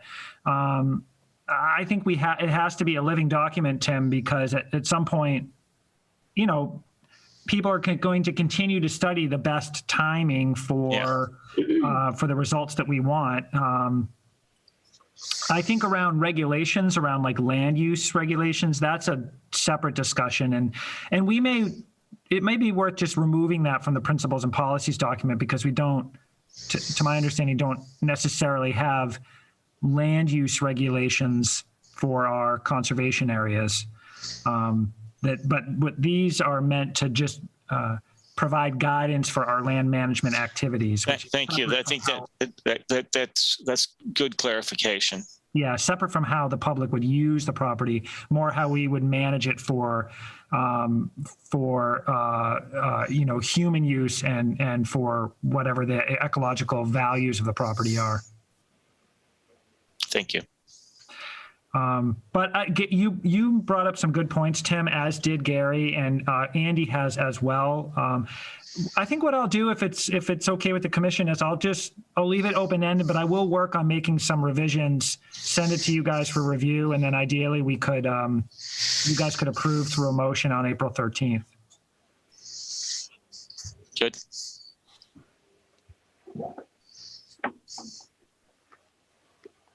All right.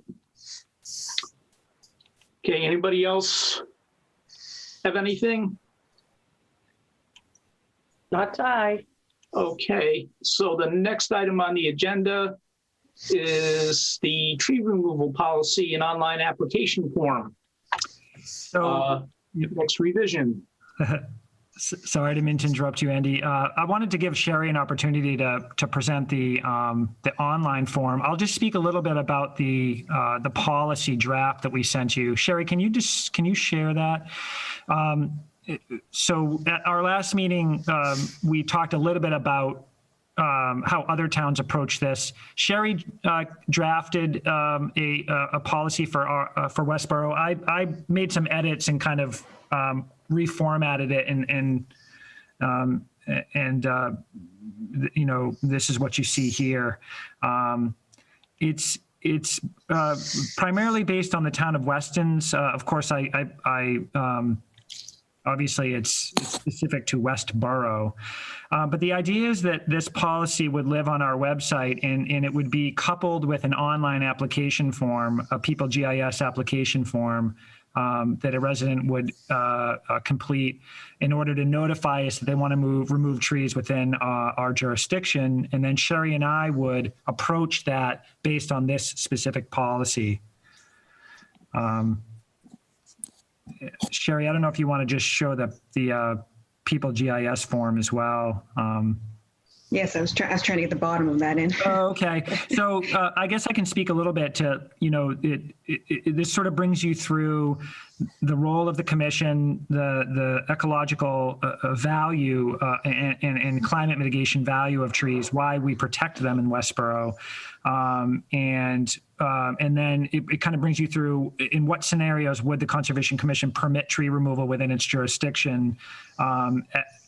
In what scenarios would the Conservation Commission require mitigation, and in which scenarios can we permit these through either staff approval on site or Conservation Commission approval outside of a permit, and then what's the threshold where then we require a request for determination of applicability or a notice of intent. And this is actually timely because we've got 2 tree requests in front of us now. One that's just a standard trees within our jurisdiction that are presumably hazardous that need to come down. But we have another resident, and I won't say the resident's name or the specific area because I want to, because there's no formal request. But the scenario is that a resident has wants to put up solar panels, and there's some trees that could come down, but they happen to be on town land. How do we approach that type of request?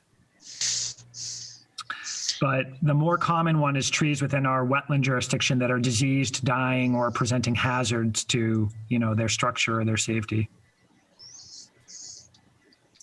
Jordan, what are the reasons for allowing trees to be removed in the document? Could you just cover those quickly? Yeah, so the only reasons we have here are for safety. So safety reasons, the tree poses a threat to the home, private property, family gathering area, or that it's clearly diseased or dying. Other towns have included language like significantly, Sherry, what was substantially inhibits the use of the property or something, but it was very subjective. And so the idea is that it's not that they couldn't remove trees for other reasons, but we can't permit them to do it through this process. They would have to come before the commission with a permit application. Okay, thank you. So if this policy was online, this form is online, the red would be a link to this online form that I created with People's GIS. It's, I think we've talked about it before, but it's linked through the town website and through the mapping system. And the applicant would fill out this, this form by themselves. It's already got every parcel in the whole entire town. They can't go without it. They would put in their email address, their phone number, and then they can fill out the number of trees to be removed, the reason for their removal, and then go down to some questions about it. Within the 20-foot to the 100-foot buffer, how many trees, what size are they? And you can select multiple options for this. If you want to put for the numbers or above it, I might be able to make that box bigger. And then if you know the species of the type of tree, that one's not mandatory. Anything with an asterisk here, they have to fill out. Everything else is an option for them. And then after they submit it, oh, I don't have a valid email. After they submit it, it automatically sends an email to Jordan and myself with this information in it. But with this form, I should be able to, and I think I have it, we'll be able to keep a record of every request we get, as long as this form is active. So if this is on there for years, then we'll be able to have years worth of Did someone mute themselves who was making noise? We'll be able to have years worth of data on this. So we could always look back and see, at Ambassador Drive, we already let you cut 15 trees. We don't have to make a database. It will already be online in this form, and it'll follow all the same guidelines that you folks put forward from this. So this isn't live yet, but I can make it live. Let me go back to it. Once you all decide on what the parameters should be for Jordan and myself. Hey, Sherry. Yes. Sorry, now I'm in a quieter place now, my laundry room. My one suggestion after dealing with people in trees for Framingham is so many people have no idea how to measure a tree. They don't know if they have to go around it, through it, up it. So if you have a checkbox that says, I don't know, and even under the species, like, don't know. Yeah, I can put an unsure. I would add to that. Yeah. I mean, aren't most of these projects being undertaken by arborists? I mean, if you're talking about somebody wanting to take down 15 trees in order to improve their solar scene, so to speak, they're not going to be doing that on their own, are they? I mean, if you're talking about removal of major large-sized trees, it's probably going to be done by a professional, and they should at least give you the information about whether they're going to have a professional do it and identify who it is. That may give you some confidence too about the quality of the work that's going to be done. I don't know. I mean, that's just a thought. Yeah, I can add that box to it. It's no problem. I think I had that on the original form, and then I didn't put it on this. Well, maybe I'm the only one who thinks that. No, that's true. It should be there. Who's going to do the work? Yeah, exactly.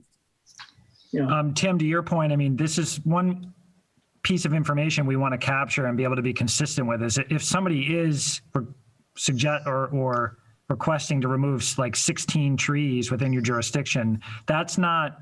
In my opinion, and I'm looking to you as the commission to agree or maybe make another suggestion, but in my mind, that's not something that we approve administratively. That's a permit application. That's a lot of trees. I believe that requires mitigation to try and replicate the amount of canopy and all the ecological values plus climate mitigation values that amount of tree cover possesses. So. I think it depends on species. I could remove 15 buckthorn and, 5 by 5. You're probably not going to find. It depends on species, Well, one thing to note is that there is a minimum caliper or diameter at breast height for this. So, I mean, unless you're removing 15 buckthorn that have grown beyond 5-inch caliper, which is very unlikely, But okay. That's a good point, Kelly. Or but, pines. Yeah, I mean, I don't have a problem with what you're saying, but I'll change Kelly's example just to make it a little bit more difficult for you. It's 16 dead, dying, or infected trees that represent a safety hazard. Mm-hmm. Well, I think they come before your discretion. I think they come before the commission, and this is my feeling. I think they come before the commission and you issue them a waiver on this policy. Works fine for me. Me too. Or you allow it without a permit application, but you do ask for some mitigation. I don't know. It doesn't seem to me to be unreasonable, even if they are dead and dying, to require some amount of replanting. Is there a way they could add a picture, upload a photo? Yes. Okay, that's fine. Good idea. One of the things about the mitigation requirements is, anybody can stick a tree in the ground. Is it going to be alive a year later? Yeah. And I'd like to see something in here about that either I realize you need another site visit, like you need a hole in the head probably, but how do we guarantee that the replacement trees thrive? That's a very good point, Andy. Sherry, let's troubleshoot that one. How do we incorporate that? Add another form where they upload the photo a year later. No, I think it's our own internal tracking that we don't close the tree permit until we need another whiteboard section. Yeah, we verified that it's that it survived, because if this were a permit, we'd require maybe 2-year guarantee. And I've seen in town, informal mitigation requirement projects that just failed because it was a hot, dry summer and it didn't survive. So that could be a challenge, Andy. I mean, whether somebody takes a tree down in January that requires mitigation, I mean, are we flexible to allow them to plant in the fall, which I believe is the better time to plant trees? So let's think about that. Yeah, I mean, it's a matter of having a successful mitigation, and it's I'm not a tree person, so but that stood out to me as this could be an issue that you could plant lots of little nice pine trees or deciduous trees and not water them, and they they just sticks. So I'm a bit confused. I mean, what we had here was a policy for an administrative action, and now we're talking about something I think is entirely different, which is permit and orders of conditions on the permit and stuff. So am I confused, or have we changed topics? I mean, we're still on the same topic, Gary. I mean, it just depends on the scenario. For example, someone could ask to remove a 24-inch caliper tree within our jurisdiction. It's dead and dying. And I'm just trying to look here.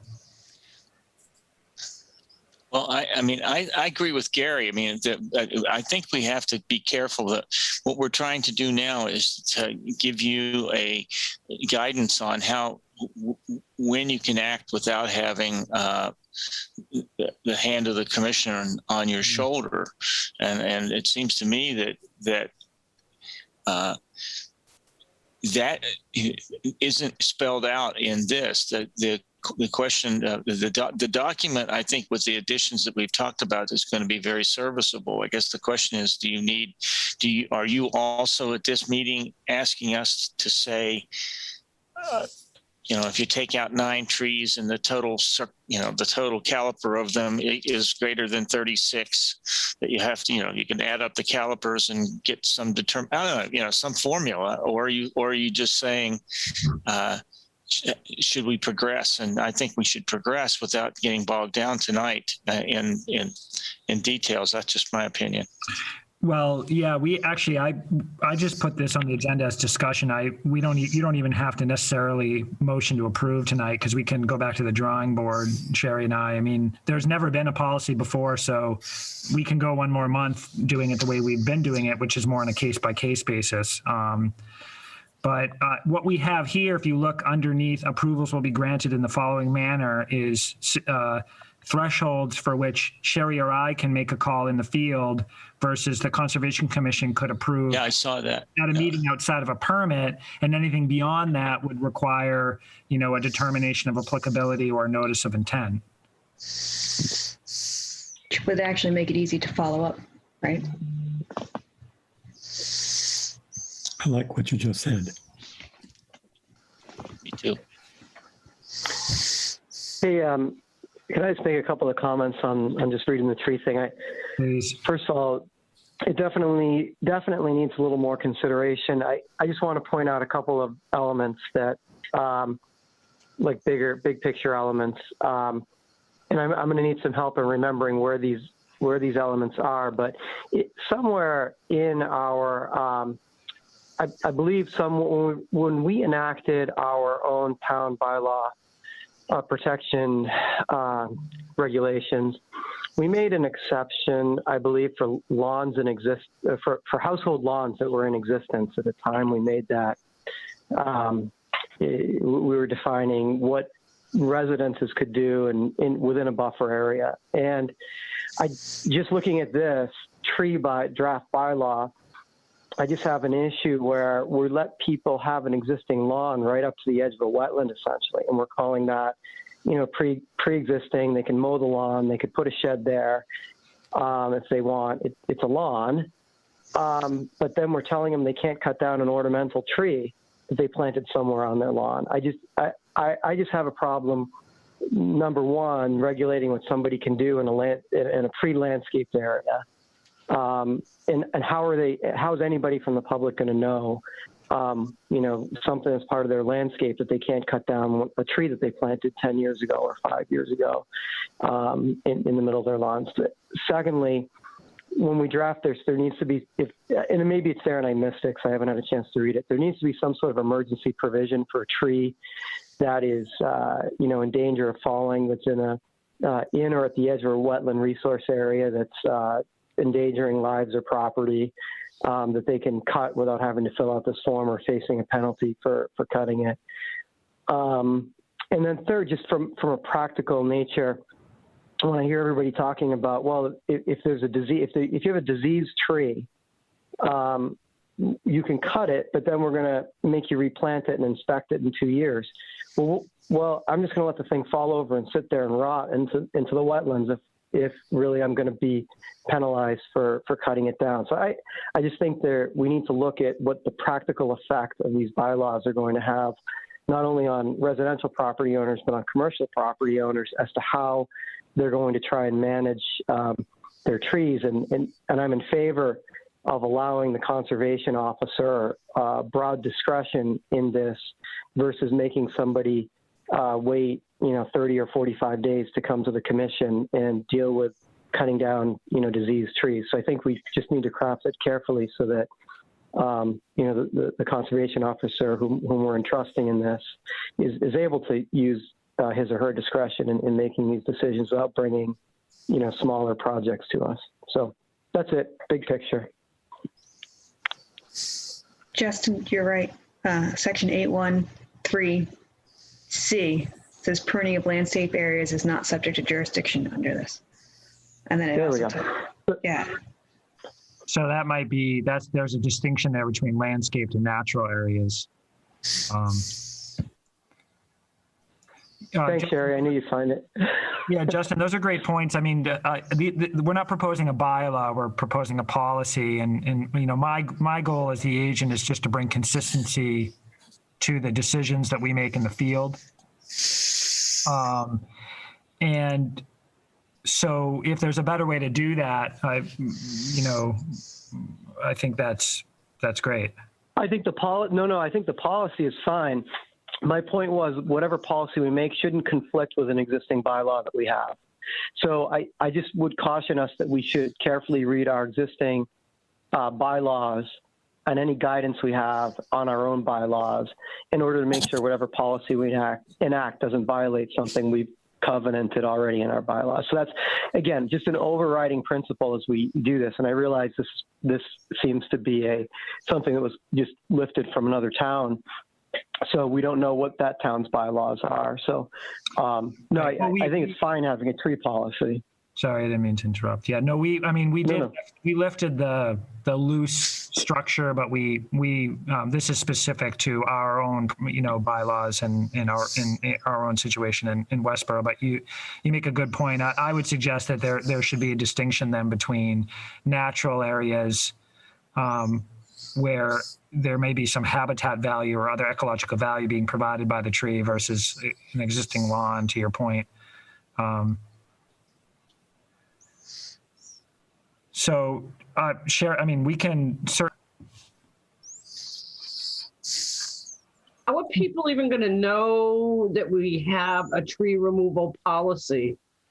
Well, people call our office now. I mean, either they've called the building department or if they know they have wetland on the property, they call and ask if they can take a tree down. So this would be, we direct them to this policy. They would read it and determine what situation applies to them. They would fill out the tree permit application, and then we would, respond to that.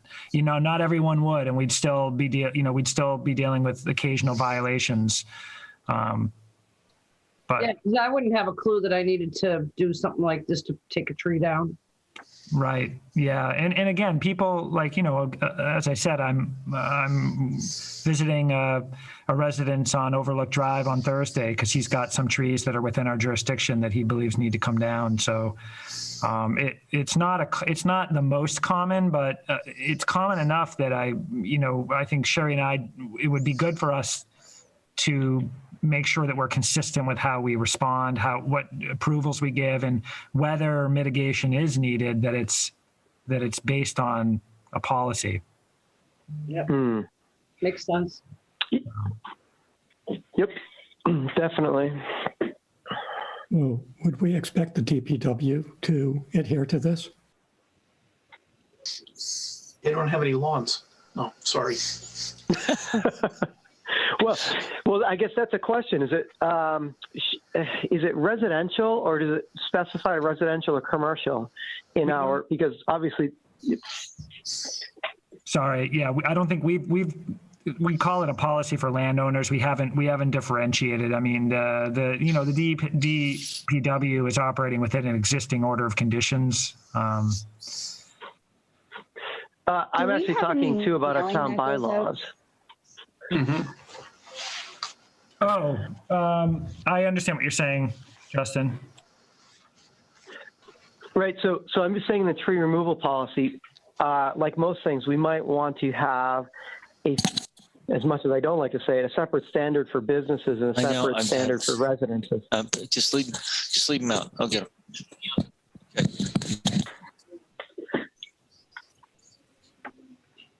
But going back to Stephanie's point, I always give things would my dad know this test when it comes to anything regulation wise. And I feel like if we can do something in the mapping system that shows you what your abutters are, we should be able to send a mailing out to people that are within regulated areas. Hey, just in case you didn't know it, you're in a regulated area. And if you're going to do any of these things, give us a call.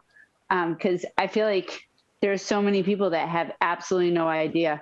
And then if you're asking them, are you cutting down an ornamental tree or are you cutting down, a natural tree? Like my dad's got river birches outside that he's like, I don't know, is this ornamental or is this here before? He has no idea. And I know he's not alone. So that's my thought. Oh. I like it. I just think people need to be sent a mailing to let them know that they're living in a regulated area first, which would just shed so much light on so many issues. And then when they sell the house, you're going to send the new owner a mailing too? Yes. I think every time somebody moves into a regulated area, you know, like a, hey, welcome to the neighborhood. It's, hey, welcome to the wetland. You know. That's a bigger philosophical issue, but I really hate to disagree with you. I think people buy property. They're responsible for buying the property and knowing what they can use the property for, whether it's commercial or residential. And you know, if you don't know what the limitations are on your property because of somebody's misled you or you want to remain ignorant, that's no defense if you start doing things that are harmful. It is on our goals to, and some other towns do this, to have like a conservation land abutter 101 or a wetlands are on my property 101 type of thing that we would house more on the website. And so we could send it if it's requested, or we could direct people there, but I don't, to your point, it would be difficult for us to proactively send that out around the town. It would be a great expense, and not all there's value. There is definitely value to having some educational material that people could go to understand that what their obligations are or limitations are. Well, not to keep belaboring this. I mean, we've received good feedback. I think Sherry and I can go back to the drawing board and make some revisions to this. Although, Kelly, to your point, I think there's a new packet that somehow, I'm not even sure who sends it out, but when you're a new homeowner, I know I got one in Southborough, that maybe I could get something in that about, composition of your yard waste and rain barrels, and hey, you might have a wetland. Yeah, I know when I moved, we got this is your trash day. This is where you mail your taxes. And it was like a town map of this is your trash day. And it had the wetlands, and it was like, you may be living in a restricted area. If you are, here's some numbers you can call. So it was helpful. I thought it was helpful. I'd be happy to research and see who does that, just to figure it out for us. Andy, if I can just make one more comment, and sure. If any commissioners want to send Sherry and I comments just after you maybe read this more closely, please do. To Justin's point, I'm just looking at it now. I mean, to alleviate a situation where the commission is having to grant approval outside of a permit process and take up meeting time, we could just remove that and say conservation agent approval without mitigation, or conservation agent approval with mitigation, and then have the various thresholds for the amount of trees that we want to deal with. So, because I appreciate that the commission doesn't necessarily need one more thing to approve at a meeting, particularly something that's outside of a permitting process. But I think, again, I think we've got good feedback here to make some improvements, and then maybe come back to you at the April meeting. I think that we could, I like that idea. And I think that maybe we could, just maybe run stuff by us that's large volume. Yes. I mean, something that's like, if somebody's wanting to remove more than 25 trees, for example, and it's not part of a construction project or something, I believe that should come before the commission, and whether that requires a permit in and of itself. I mean, but I agree, Stephanie. I think even 25 trees is a lot. I agree too, but I was thinking like 5. Yeah, but I mean, Can I just interject? Kelly, I'd appreciate it if you turn off your camera for the moment. Oh, sorry. Okay, thank you.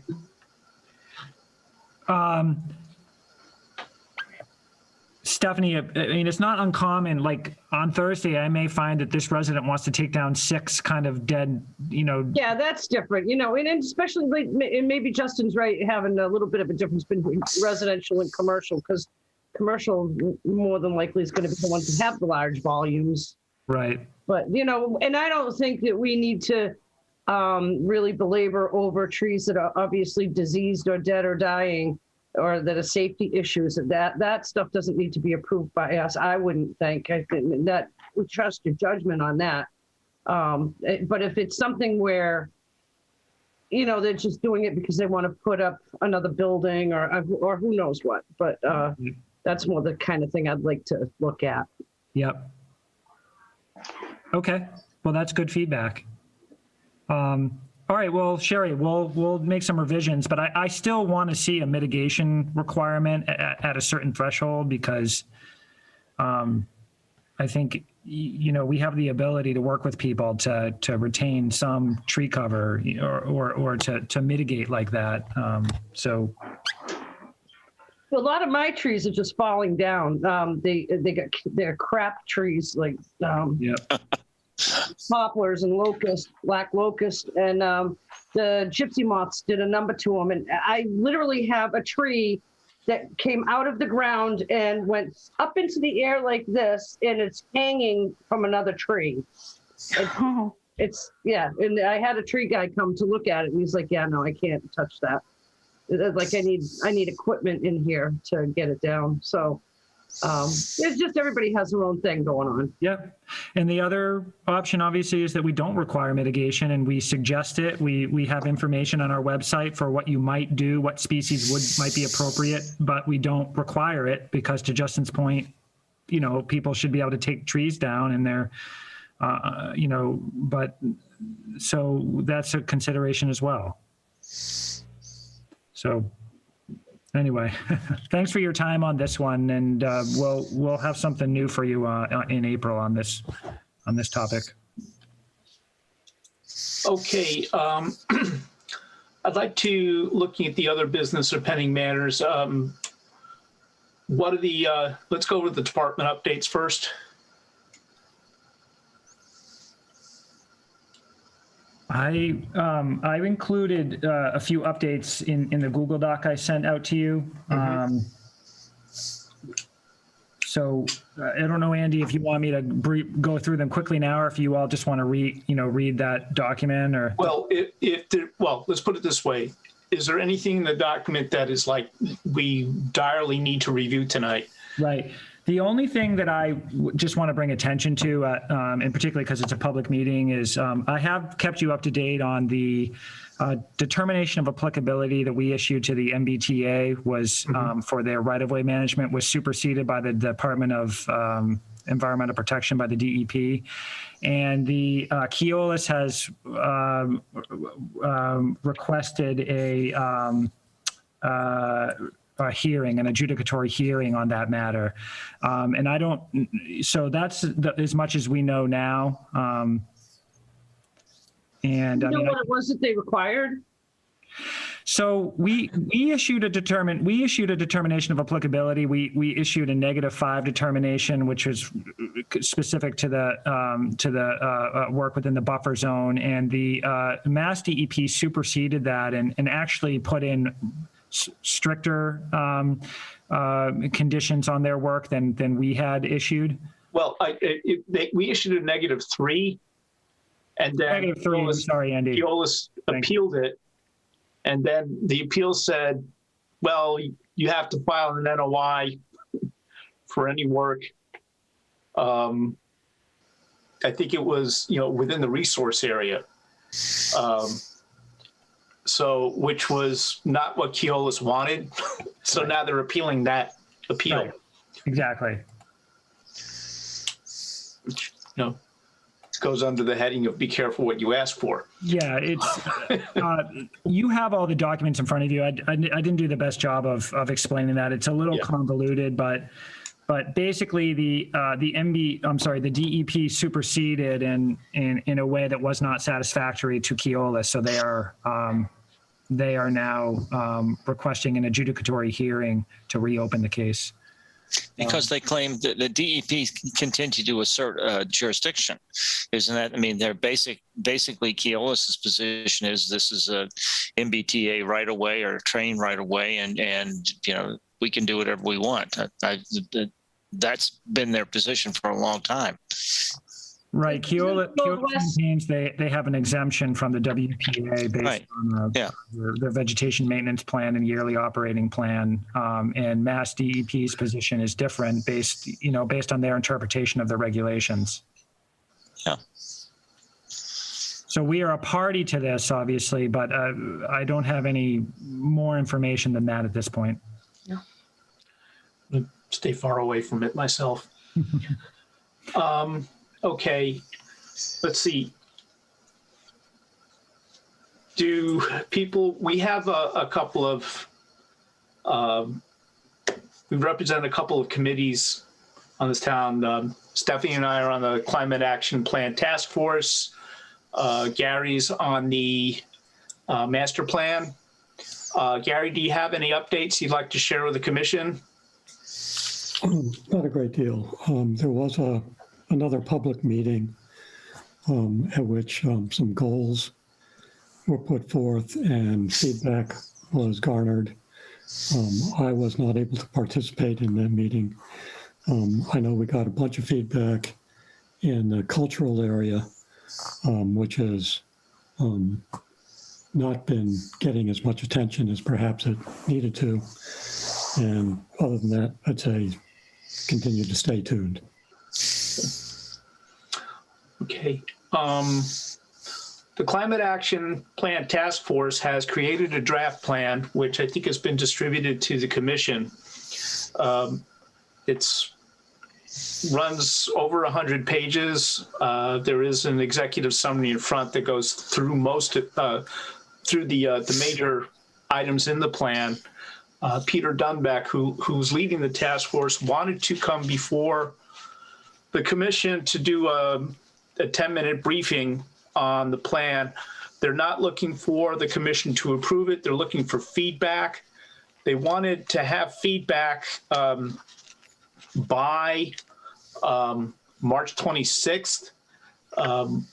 If you folks, I know the plan, Stephanie knows the plan, but if anybody reads through it and has comments, you can put them in an email to Jordan and Sherry, and they'll get forwarded to the task force, or the task force has put together a comments page on the Climate Action Plan Task Force webpage in the town, where you can provide, submit significant comments.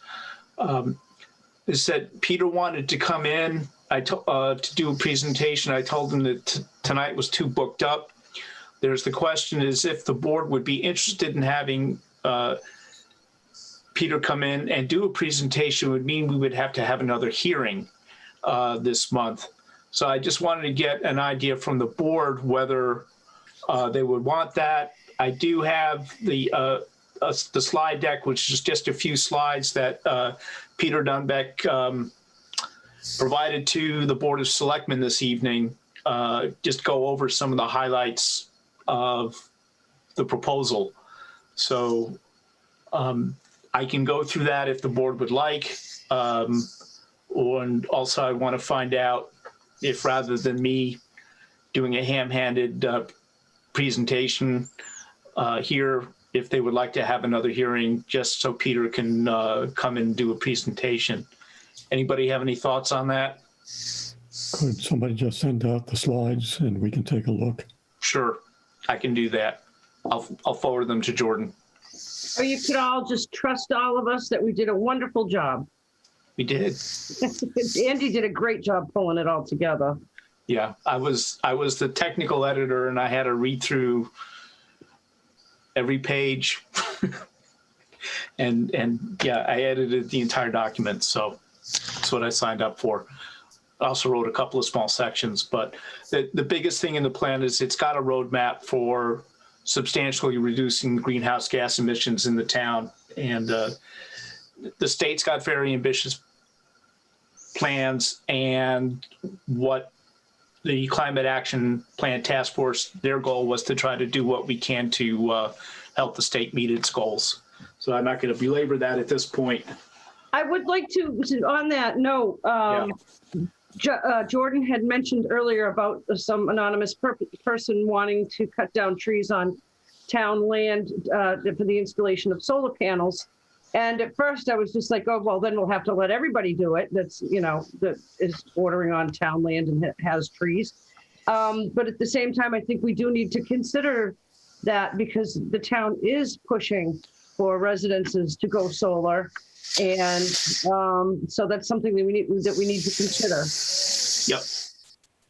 In that case, Stephanie, and Sherry made a great suggestion earlier that I'm going to conduct a site visit because we could assess those trees if they were damaged or already dying in the resident. I'm just afraid of falling here, precedent. You know, if we set a precedent and then you know, so that's a good point. If we need to document that, if we do give approval for them to cut down those trees, why? Just in case there are some, you know, somebody comes to us and there's some kind of exotic trees that we don't want them to cut down or something.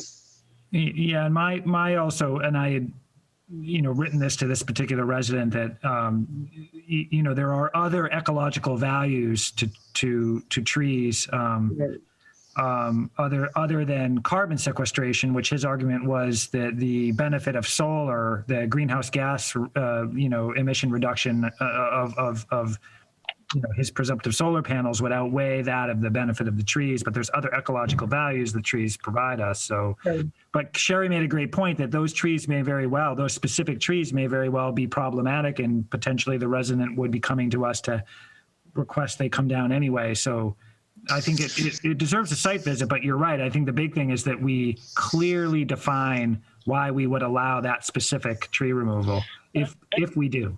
And again, I mean, I can't help but emphasize how important it is for people who are, you know, playing around with this kind of tree removal business, that they have a professional involved. A professional may tell them, well, you know, tree X is not diseased, and you only think it's diseased because it had a bad problem with gypsy moth 2 years ago. I mean, I just don't trust homeowners. I mean, with all respect to Justin, even if on their own property, if they want to cut an old crabapple tree down, that's one thing. But I always thought that what we were talking about was trees in jurisdictional areas that were not in lawns. So I'm thinking about trees that are bordering property.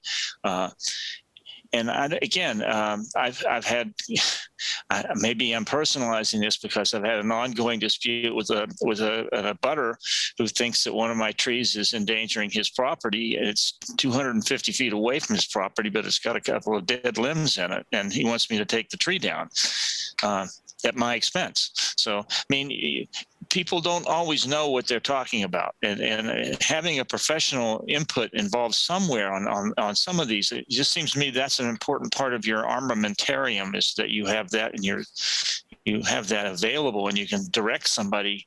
This is a project that you don't trust the person to do on their own, or that's my thinking. And again, you know, I don't want to talk. I want to beat the dead horse. The horse is already. It's on its death throes. Okay. All right. Well, the last two items on the agenda are approval of the minutes for January 25th and February 9th, 2021. Does anybody have any comments on those two sets of meeting minutes? No. Okay. Hearing none, I will sign them. And if there's no other business, do I have a motion to adjourn? Motion so moved. Do I have a second? Yes. Okay. Andy, if I can make a quick comment, sorry. No, it's too late. Just before people start signing off, if any of the commission is interested in this superseding determination that the Mass DEP issued and the subsequent request for adjudicatory hearing, those are in the Dropbox. They're rather short documents, both of them, so they're not arduous. Yeah, I'm just highly amused. Okay. Motions on the floor. Adjourn. Goodbye, everybody. Okay, everyone's leaving. Okay, bye.